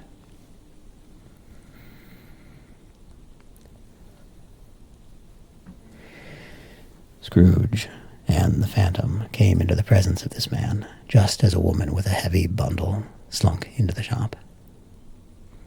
But she had scarcely entered when another woman, similarly laden, came in too, and she was closely followed by a man in faded black who was no less startled by the sight of them than they had been upon the recognition of each other. After a short period of blank astonishment in which the old man with the pipe had joined them, they all three burst into a laugh. "Let the charwoman alone to be the first," cried she who had entered first. "Let the laundress alone to be the second, and let the undertaker's man alone to be the third. Look here, old Joe, here's a chance. If we haven't all three met here without meaning it." "You couldn't have met in a better place," said old Joe, removing his pipe from his mouth. "Come into the parlor. You were made free of it long ago, you know, and the other two ain't strangers. Stop till I shut the door of the shop. Ah, how it squeaks. There ain't such a rusty bit of metal in the place as its own hinges, I believe. And I'm sure there's no such old bones here as mine. We're all suitable to our calling. We're well matched. Come into the parlor. Come in." The parlor was the space behind the screen of rags. The old man raked the fire together with an old stair-rod, and having trimmed his smoky lamp, for it was night, with the stem of his pipe, he put it in his mouth again. While he did this, the woman, who had already spoken, threw her bundle on the floor, and sat down in a flaunting manner on a stool, crossing her elbows on her knees, and looking with a bold defiance at the other two. "What odds, then? What odds, Mrs. Dilber?" said the woman. "Every person has a right to take care of themselves. He always did." "That's true indeed," said the laundress. "No man more so." "Why, then, don't stand staring as if you was afraid, woman. Who's the wiser? We are not going to pick holes in each other's coats, I suppose." "No, indeed," said Mrs. Dilber and the man together. "We should hope not." "Very well, then," cried the woman. "That's enough. Who's the worse for the loss of a few things like these? Not a dead man, I suppose." "No, indeed," said Mrs. Dilber, laughing.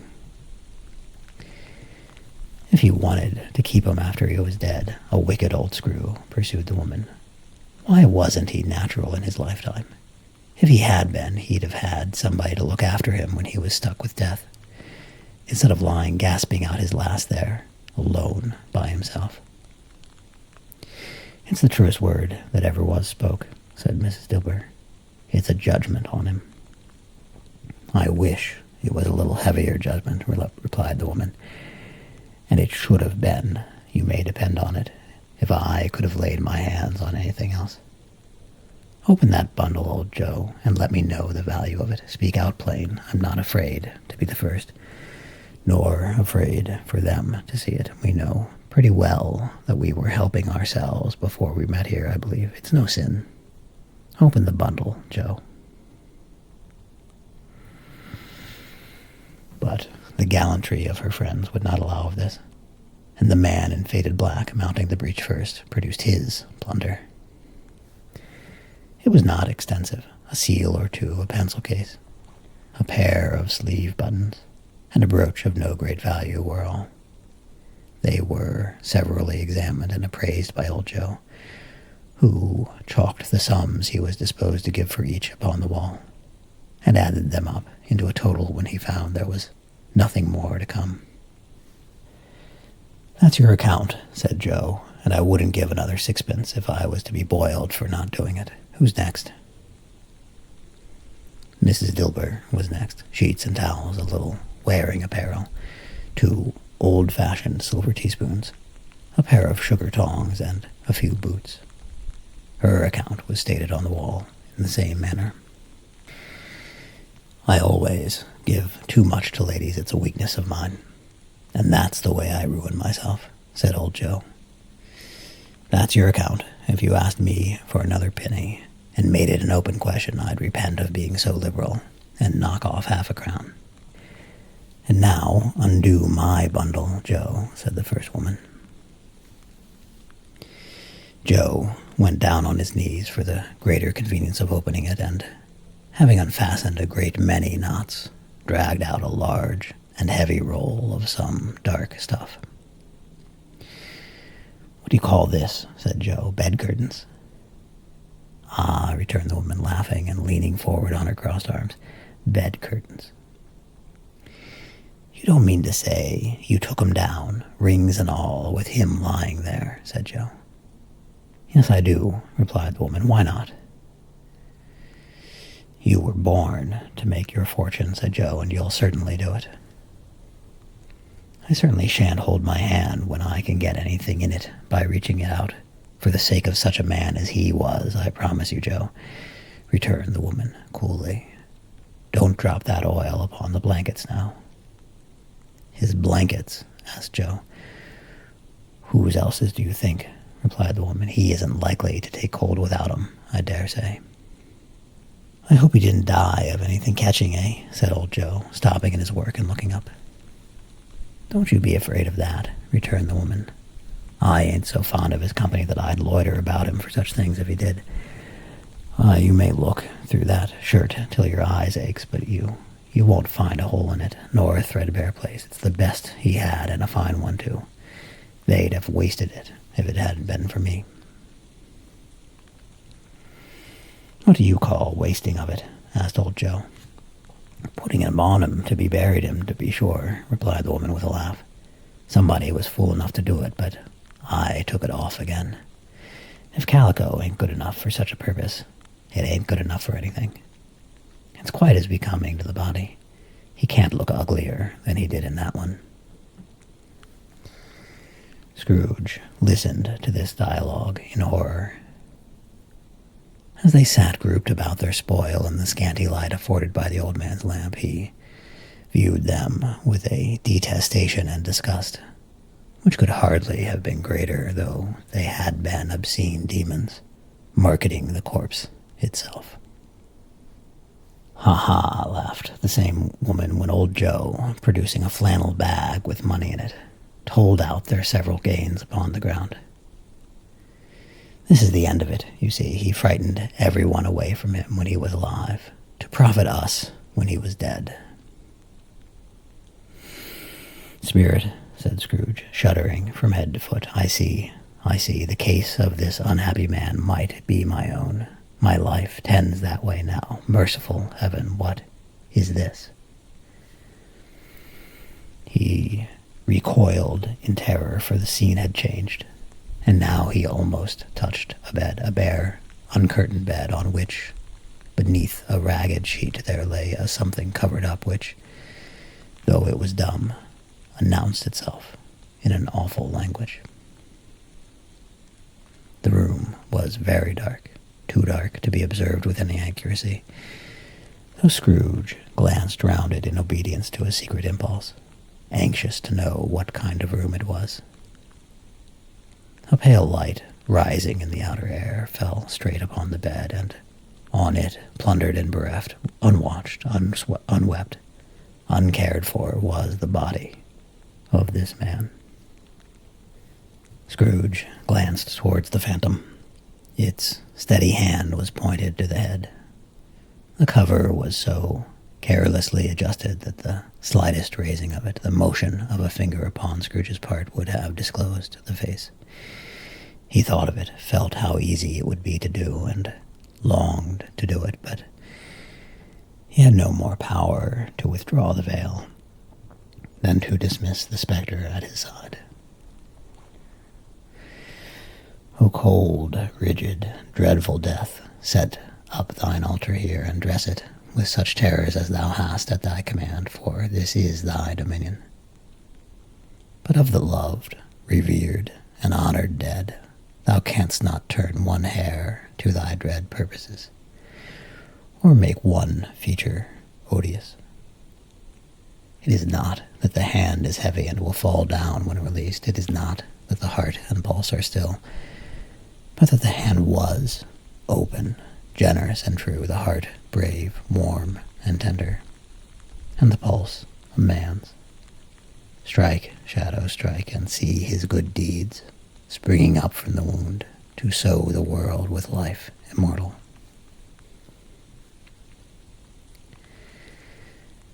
No voice produced these words in Scrooge's ears, and yet he heard them when he looked upon the bed. He thought, if this man could be raised up now, what would be his foremost thoughts? Avarice, hard-dealing, griping cares. They have brought him to a rich end, truly. He lay in the dark, empty house, with not a man, a woman, or a child to say that he was kind to me in this or that. And for the memory of one kind word, I will be kind to him. A cat was tearing at the door, and there was the sound of gnawing rats beneath the hearthstone. What they wanted in the room of death, and why they were so restless and disturbed, Scrooge did not dare to think. Spirit, he said, this is a fearful place. In leaving it, I shall not leave its lesson, trust me. Let us go. Still, the ghost pointed with an unmoved finger to the head. I understand you, Scrooge returned, and I would do it if I could, but I have not the power, Spirit, I have not the power. Again, it seemed to look upon him. If there is any person in the town who feels emotion caused by this man's death, said Scrooge, quite agonized, show that person to me, Spirit. I beseech you. The phantom spread its dark robe before him for a moment, like a wing, and withdrawing it revealed a room by daylight, where a mother and her children were.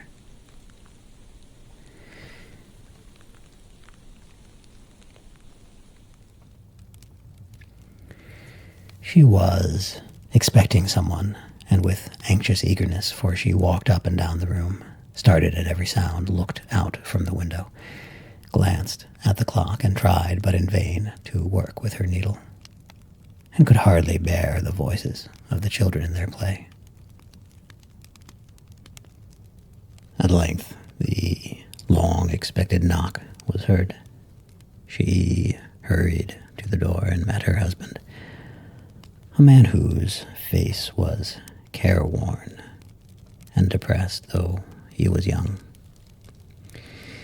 There was a remarkable expression in it now, a kind of serious delight of which he felt ashamed and which he struggled to repress.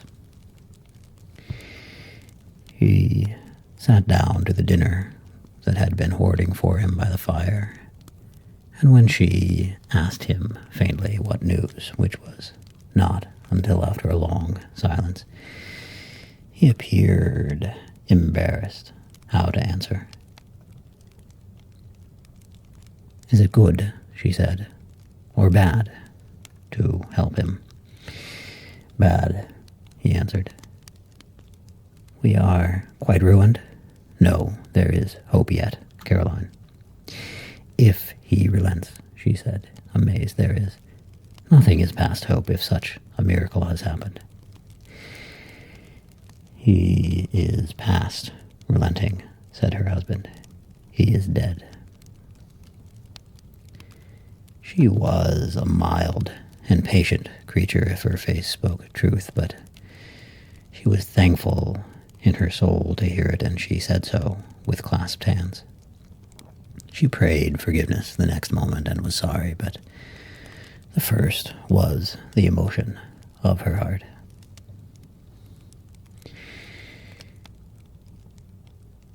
What the half-drunken woman whom I told you of last night said to me when I tried to see him and obtain a week's delay, and what I thought was a mere excuse to avoid me, turns out to have been quite true. He was not only very ill, but dying then. To whom will our debt be transferred? I don't know, but before that time we shall be ready with the money. Even though we were not, it would be a bad fortune indeed to find so merciless a creditor in his successor. We may sleep tonight with light hearts, Caroline. Yes, soften it as they would, their hearts were lighter. The children's faces hushed and clustered round to hear what they so little understood were brighter, and it was a happier house for this man's death. The only emotion that the ghost could show him, caused by the event, was one of pleasure. Let me see some tenderness connected with the death, said Scrooge, or that dark chamber spirit which we left just now will be forever present to me. The ghost conducted him through several streets familiar to his feet, and as they went along, Scrooge looked here and there to find himself, but nowhere was he to be seen. They entered poor Bob Cratchit's house, the dwelling he had visited before, and found the mother and the children seated round the fire. Quiet, very quiet. The noisy little Cratchits were as still as statues in one corner, and sat looking up at Peter, who had a book before him. The mother and her daughters were engaged in sewing, but surely they were very quiet. And he took a child and set him in the midst of them. Where had Scrooge heard those words? He had not dreamed them. The boy must have read them out. As he and the spirit crossed the threshold, why did he not go on? The mother laid her work upon the table and put her hand up to her face. The color hurts my eyes, she said. The color. Ah, poor Tiny Tim. They're better now again, said Cratchit's wife. It makes them weak by candlelight, and I wouldn't show weak eyes to your father when he comes home for the world. It must be near his time. Past it, rather, Peter answered, shutting up his book. But I think he has walked a little slower than he used these few last evenings, Mother. They were very quiet again.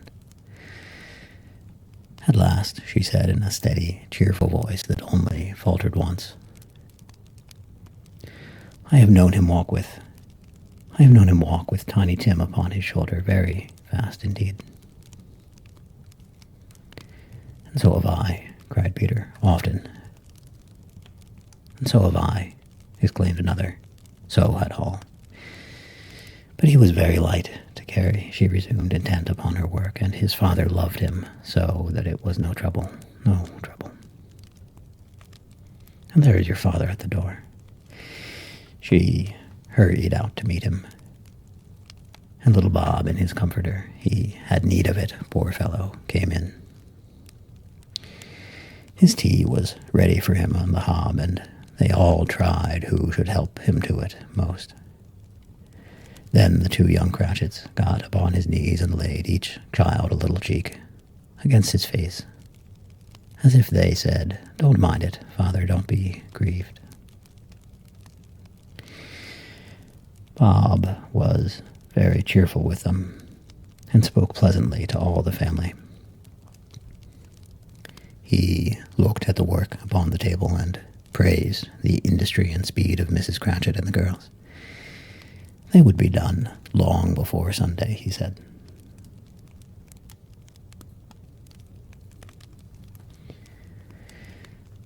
"Sunday, you went today then, Robert," said his wife. "Yes, my dear," returned Bob. "I wish you could have gone. It would have done you good to see how green a place it is, but you'll see it often. I promised him that I would walk there on a Sunday." "My little child," cried Bob. He broke down all at once. He couldn't help it. If he could have helped it, he and his child would have been farther apart, perhaps, than they were. He left the room and went upstairs into the room above, which was lighted cheerfully and hung with Christmas. There was a chair set close beside the child, and there were signs of someone having been there lately. Poor Bob sat down in it, and when he had thought a little and composed himself, he kissed the little face.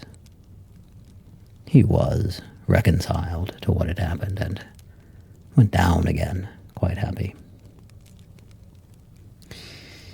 They drew about the fire and talked, the girls and mother working still.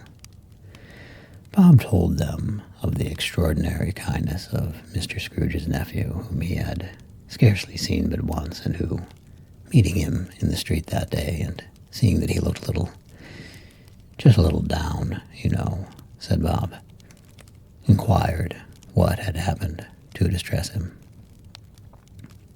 "On which," said Bob, "for he is the pleasantest spoken gentleman you ever heard, I told him, 'I am heartily sorry for it, Mr. Cratchit,' he said, 'and heartily sorry for your good wife.' By the by, how he ever knew that, I don't know." "Knew what, my dear?" "Why, that you were a good wife," replied Bob. "Everybody knows that," said Peter. "Well observed, my boy," cried Bob. "I hope they do." "Heartily sorry," he said, "for your good wife." "If I can be of service to you in any way," he said, giving me his card, "that's where I live. Pray come to me." "Now it wasn't," cried Bob, "for the sake of anything he might be able to do for us, so much as for his kind way, that this was quite delightful. It really seemed as if he had known our Tiny Tim, and felt with us. "I'm sure he's a good soul," said Mrs. Cratchit. "You would be surer of it, my dear," returned Bob, "if you saw and spoke to him. I shouldn't be at all surprised, mark what I say, if he got Peter a better situation." "Only hear that, Peter," said Mrs. Cratchit. "And then," cried one of the girls, "Peter will be keeping company with someone and setting up for himself." "Get along with you," retorted Peter, grinning.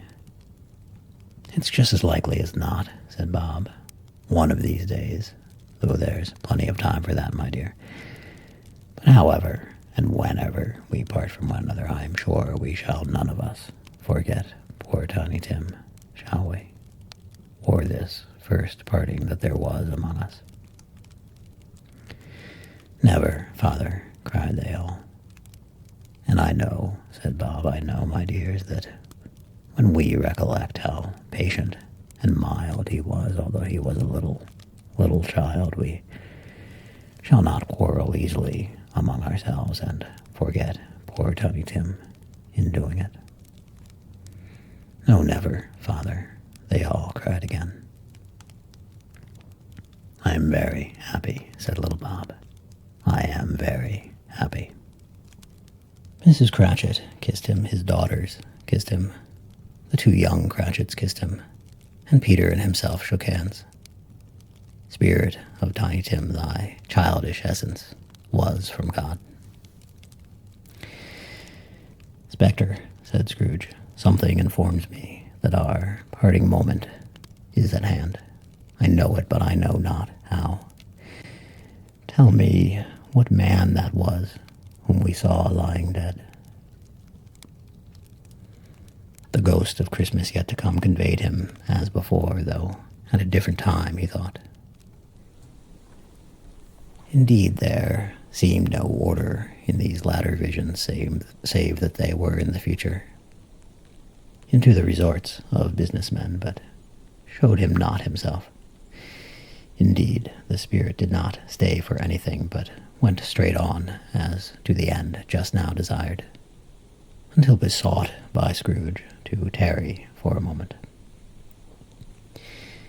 This court, said Scrooge, through which we hurry now, is where my place of occupation is, and has been for a length of time. I see the house. Let me behold what I shall be in days to come. The spirit stopped. His hand was pointed elsewhere. The house is yonder, Scrooge exclaimed. Why do you point away? The inexorable finger underwent no change. Scrooge hastened to the window of his office and looked in. It was an office, still, but not his. The furniture was not the same, and the figure in the chair was not himself. The phantom pointed as before. He joined it once again, and, wondering why and whither he had gone, accompanied it until they reached an iron gate. He paused to look round before entering. A churchyard. Here, then, the wretched man whose name he had now to learn lay underneath the ground. It was a worthy place, walled in by houses, overrun by grass and weeds. The growth of vegetation's death, not life, choked up with too much burying, fat with repleted appetite. A worthy place. The spirit stood among the graves and pointed down to one. He advanced towards it, trembling. The phantom was exactly as it had been, but he dreaded that he saw new meaning in its solemn shape. Before I draw nearer to that stone to which you point, said Scrooge, answer me one question.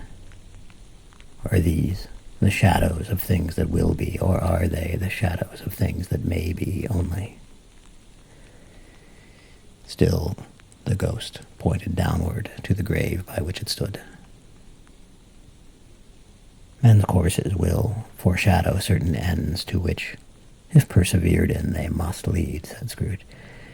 But if the courses be departed from, the ends will change. Say it is thus with what you show me. The spirit was immovable as ever.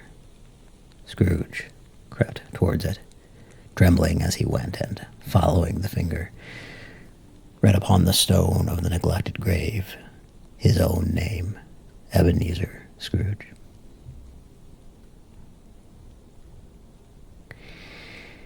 Am I that man who lay upon the bed? He cried upon his knees. The finger pointed from the grave to him and back again. No, spirit, no. The finger was still there. Spirit, he cried, tight clutching at its robe, hear me, I am not the man I was. I will not be the man I must have been but for this intercourse. Why show me this, if I am past all hope? For the first time the hand began to shake. Good spirit, he pursued, as down upon the ground he fell before it, your nature intercedes for me, and pities me. Assure me that I yet may change these shadows you have shown me by an altered life. The kind hand trembled. I will honor Christmas in my heart, and try to keep it all the year. I will live in the past, the present, and the future. The spirits of all three shall strive within me. I will not shut out the lessons that they teach. Tell me I may sponge away the writing on this stone. In his agony he caught the spectral hand. It sought to free itself, but he was strong in his entreaty and detained it. The spirit, stronger yet, repulsed him. Holding up his hands in a last prayer to have his fate reversed, he saw an alteration in the phantom's hood and dress. It shrunk, collapsed, and dwindled down into a bedpost. Stave 5. The end of it. Yes, and the bedpost was his own. The bed was his own. The room was his own. Best and happiest of all, the time before him was his own to make amends in. I will live in the past, the present, and the future, Scrooge repeated as he scrambled out of bed. The spirits of all three shall strive within me. Oh, Jacob Marley, heaven and the Christmas time be praised for this. I say it on my knees, old Jacob, on my knees. He was so fluttered and so glowing with his good intentions that his broken voice would scarcely answer to his call. He had been sobbing violently in his conflict with the spirit, and his face was wet with tears. They are not torn down, cried Scrooge, folding one of his bed curtains in his arms. They are not torn down, rings and all. They are here. I am here. The shadows of the things that would have been may be dispelled. They will be. I know they will. His hands were busy with his garments all this time, turning them inside out, putting them on upside down, tearing them, mislaying them, making them parties to every kind of extravagance. I don't know what to do, cried Scrooge, laughing and crying in the same breath, and making a perfect Laocoon of himself with his stockings. I am as light as a feather. I am as happy as an angel. I am as merry as a schoolboy. I am as giddy as a drunken man. A Merry Christmas to everybody. A Happy New Year to all the world. Hello there. Hello. He had frisked into the sitting room and was now standing there, perfectly winded. There's the saucepan that the gruel was in, cried Scrooge, starting off again, going round the fireplace. There's the door by which the ghost of Jacob Marley entered. There's the corner where the ghost of Christmas present sat. There's the window where I saw the wandering spirits. It's all right. It's all true. It all happened. Really, for a man who had been out of practice for so many years, it was a splendid laugh, a most illustrious laugh. The father of a long, long line of brilliant laughs. I don't know what day of the month it is, said Scrooge. I don't know how long I've been among the spirits. I don't know anything. I'm quite a baby. Never mind, I don't care. I'd rather be a baby. Hello there. He was checked in his transports by the churches, ringing out the lustiest peals he had ever heard. Clash, clang, hammer, ding-dong, bell, bell, dong, ding, hammer, clang, clash. Oh, glorious, glorious. Running to the window, he opened it and put out his head. No fog, no mist. Clear, bright, jovial, stirring, cold, cold, piping for the blood to dance to. Golden sunlight, heavenly sky, sweet, fresh air, merry bells. Oh, glorious, glorious. What's today? Cried Scrooge, calling downward to a boy in Sunday clothes who perhaps had loitered in to look about him. Eh? Returned the boy, with all his might of wonder. What's today, my fine fellow? Said Scrooge. Today, replied the boy. Why, Christmas Day. It's Christmas Christmas Day, said Scrooge to himself. I haven't missed it. The spirits have done it all in one night. They can do anything they like. Of course they can, of course they can. Hello, my fine fellow. Hello, returned the boy. Do you know the poulterers in the next street but one at the corner? Scrooge inquired. I should hope I did, replied the lad. An intelligent boy, said Scrooge, a remarkable boy. Do you know whether they've sold the prize turkey that was hanging up there? Not the little prize turkey, the big one. What, the one as big as me? Returned the boy. What a delightful boy, said Scrooge. It's a pleasure to talk to him. Yes, my buck. It's hanging there now, replied the boy. Is it? Said Scrooge. Go and buy it. Walker, exclaimed the boy. No, no, said Scrooge. I am in earnest. Go and buy it, and tell him to bring it here, that I may give them the direction where to take it. Come back with the man, and I'll give you a shilling.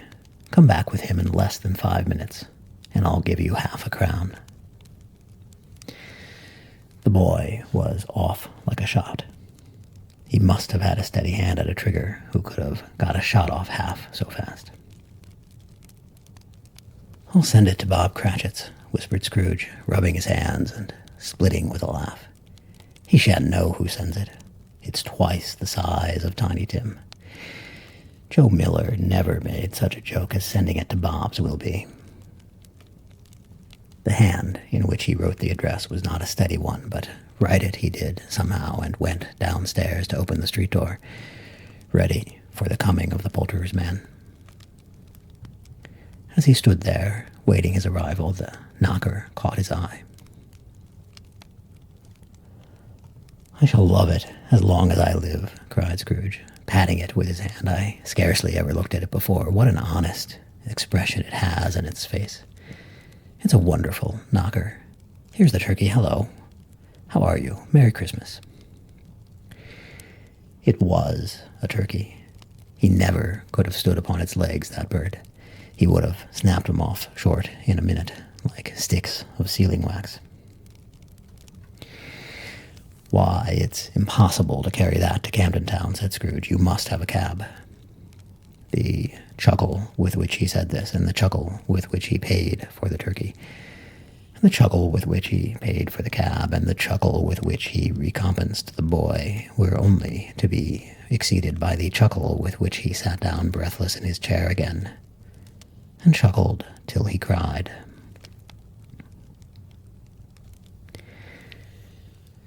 Shaving was not an easy task, for his hand continued to shake very much. Shaving requires attention, even when you don't dance while you are at it. But if he had cut the end of his nose off, he would have put a piece of sticking plaster over it and been quite satisfied. He dressed himself all in his best, and at last got out into the streets. The people were, by this time, pouring forth, as he had seen them with the ghost of Christmas present, and walking with his hands behind him, Scrooge regarded everyone with a delighted smile. He looked so irresistibly pleasant, in a word, that 3 or 4 good-humored fellows said, "Good morning, sir. Merry Christmas to you." And Scrooge said often afterwards that of all the blithe sounds he had ever heard, those were the blithest in his ears.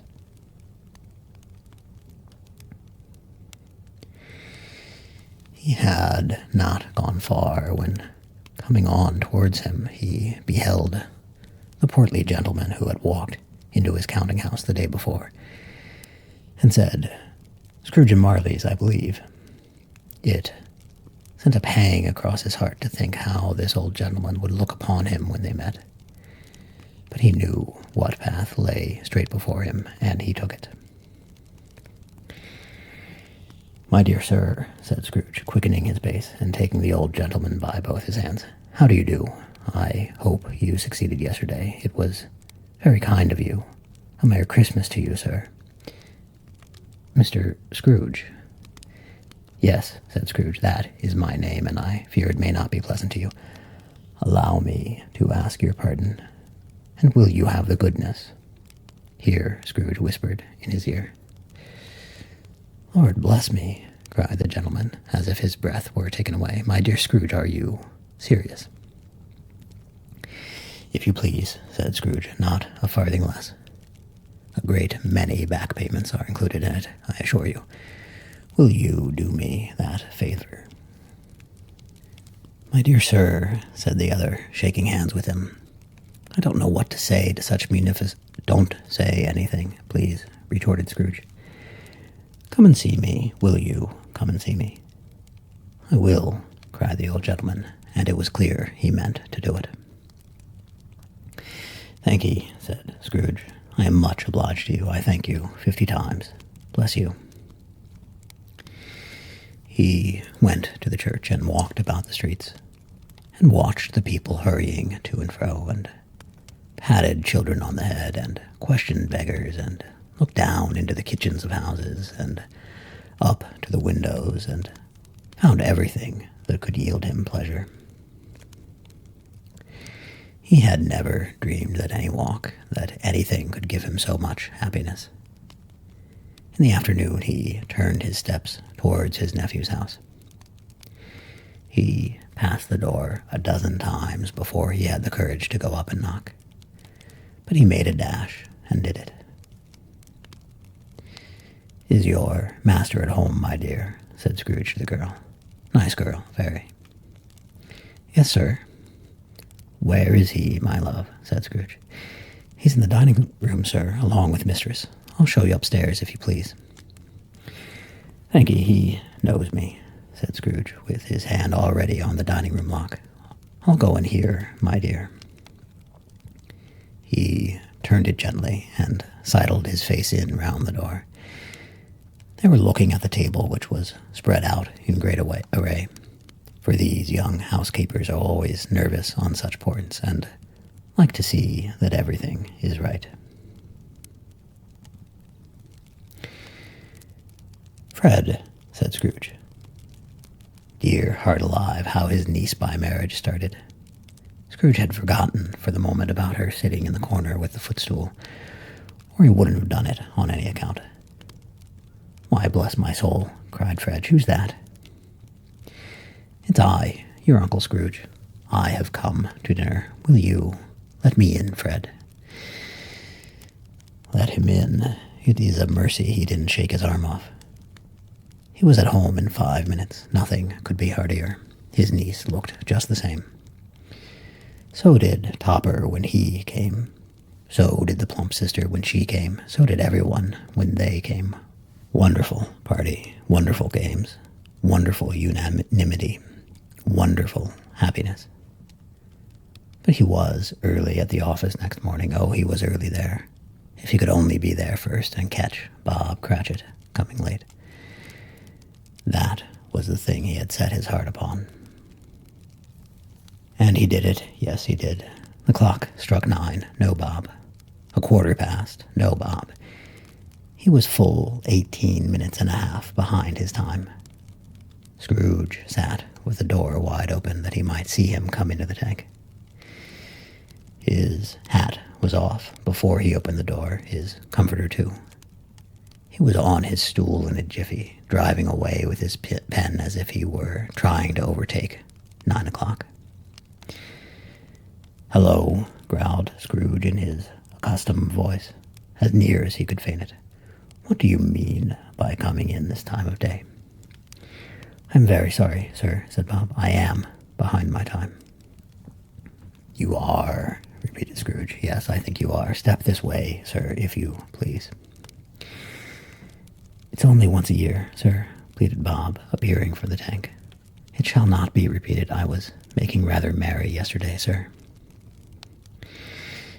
Now, I'll tell you what, my friend, said Scrooge. I am not going to stand this sort of thing any longer. And therefore, he continued, leaping from his stool and giving Bob such a dig in the waistcoat that he staggered back into the tank again, and therefore, I am about to raise your salary. Bob trembled and got a little nearer to the ruler. He had a momentary idea of knocking Scrooge down with it, holding him and calling to the people in court for help. and a straight waistcoat. "A Merry Christmas, Bob," said Scrooge, with an earnestness that could not be mistaken, as he clapped him on the back. "A merrier Christmas, Bob, my good fellow, than I have given you for many a year.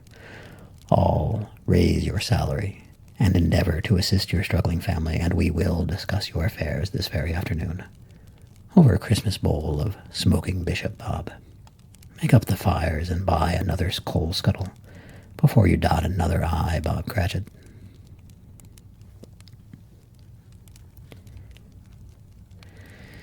Scrooge was better than his word. He did it all and infinitely more.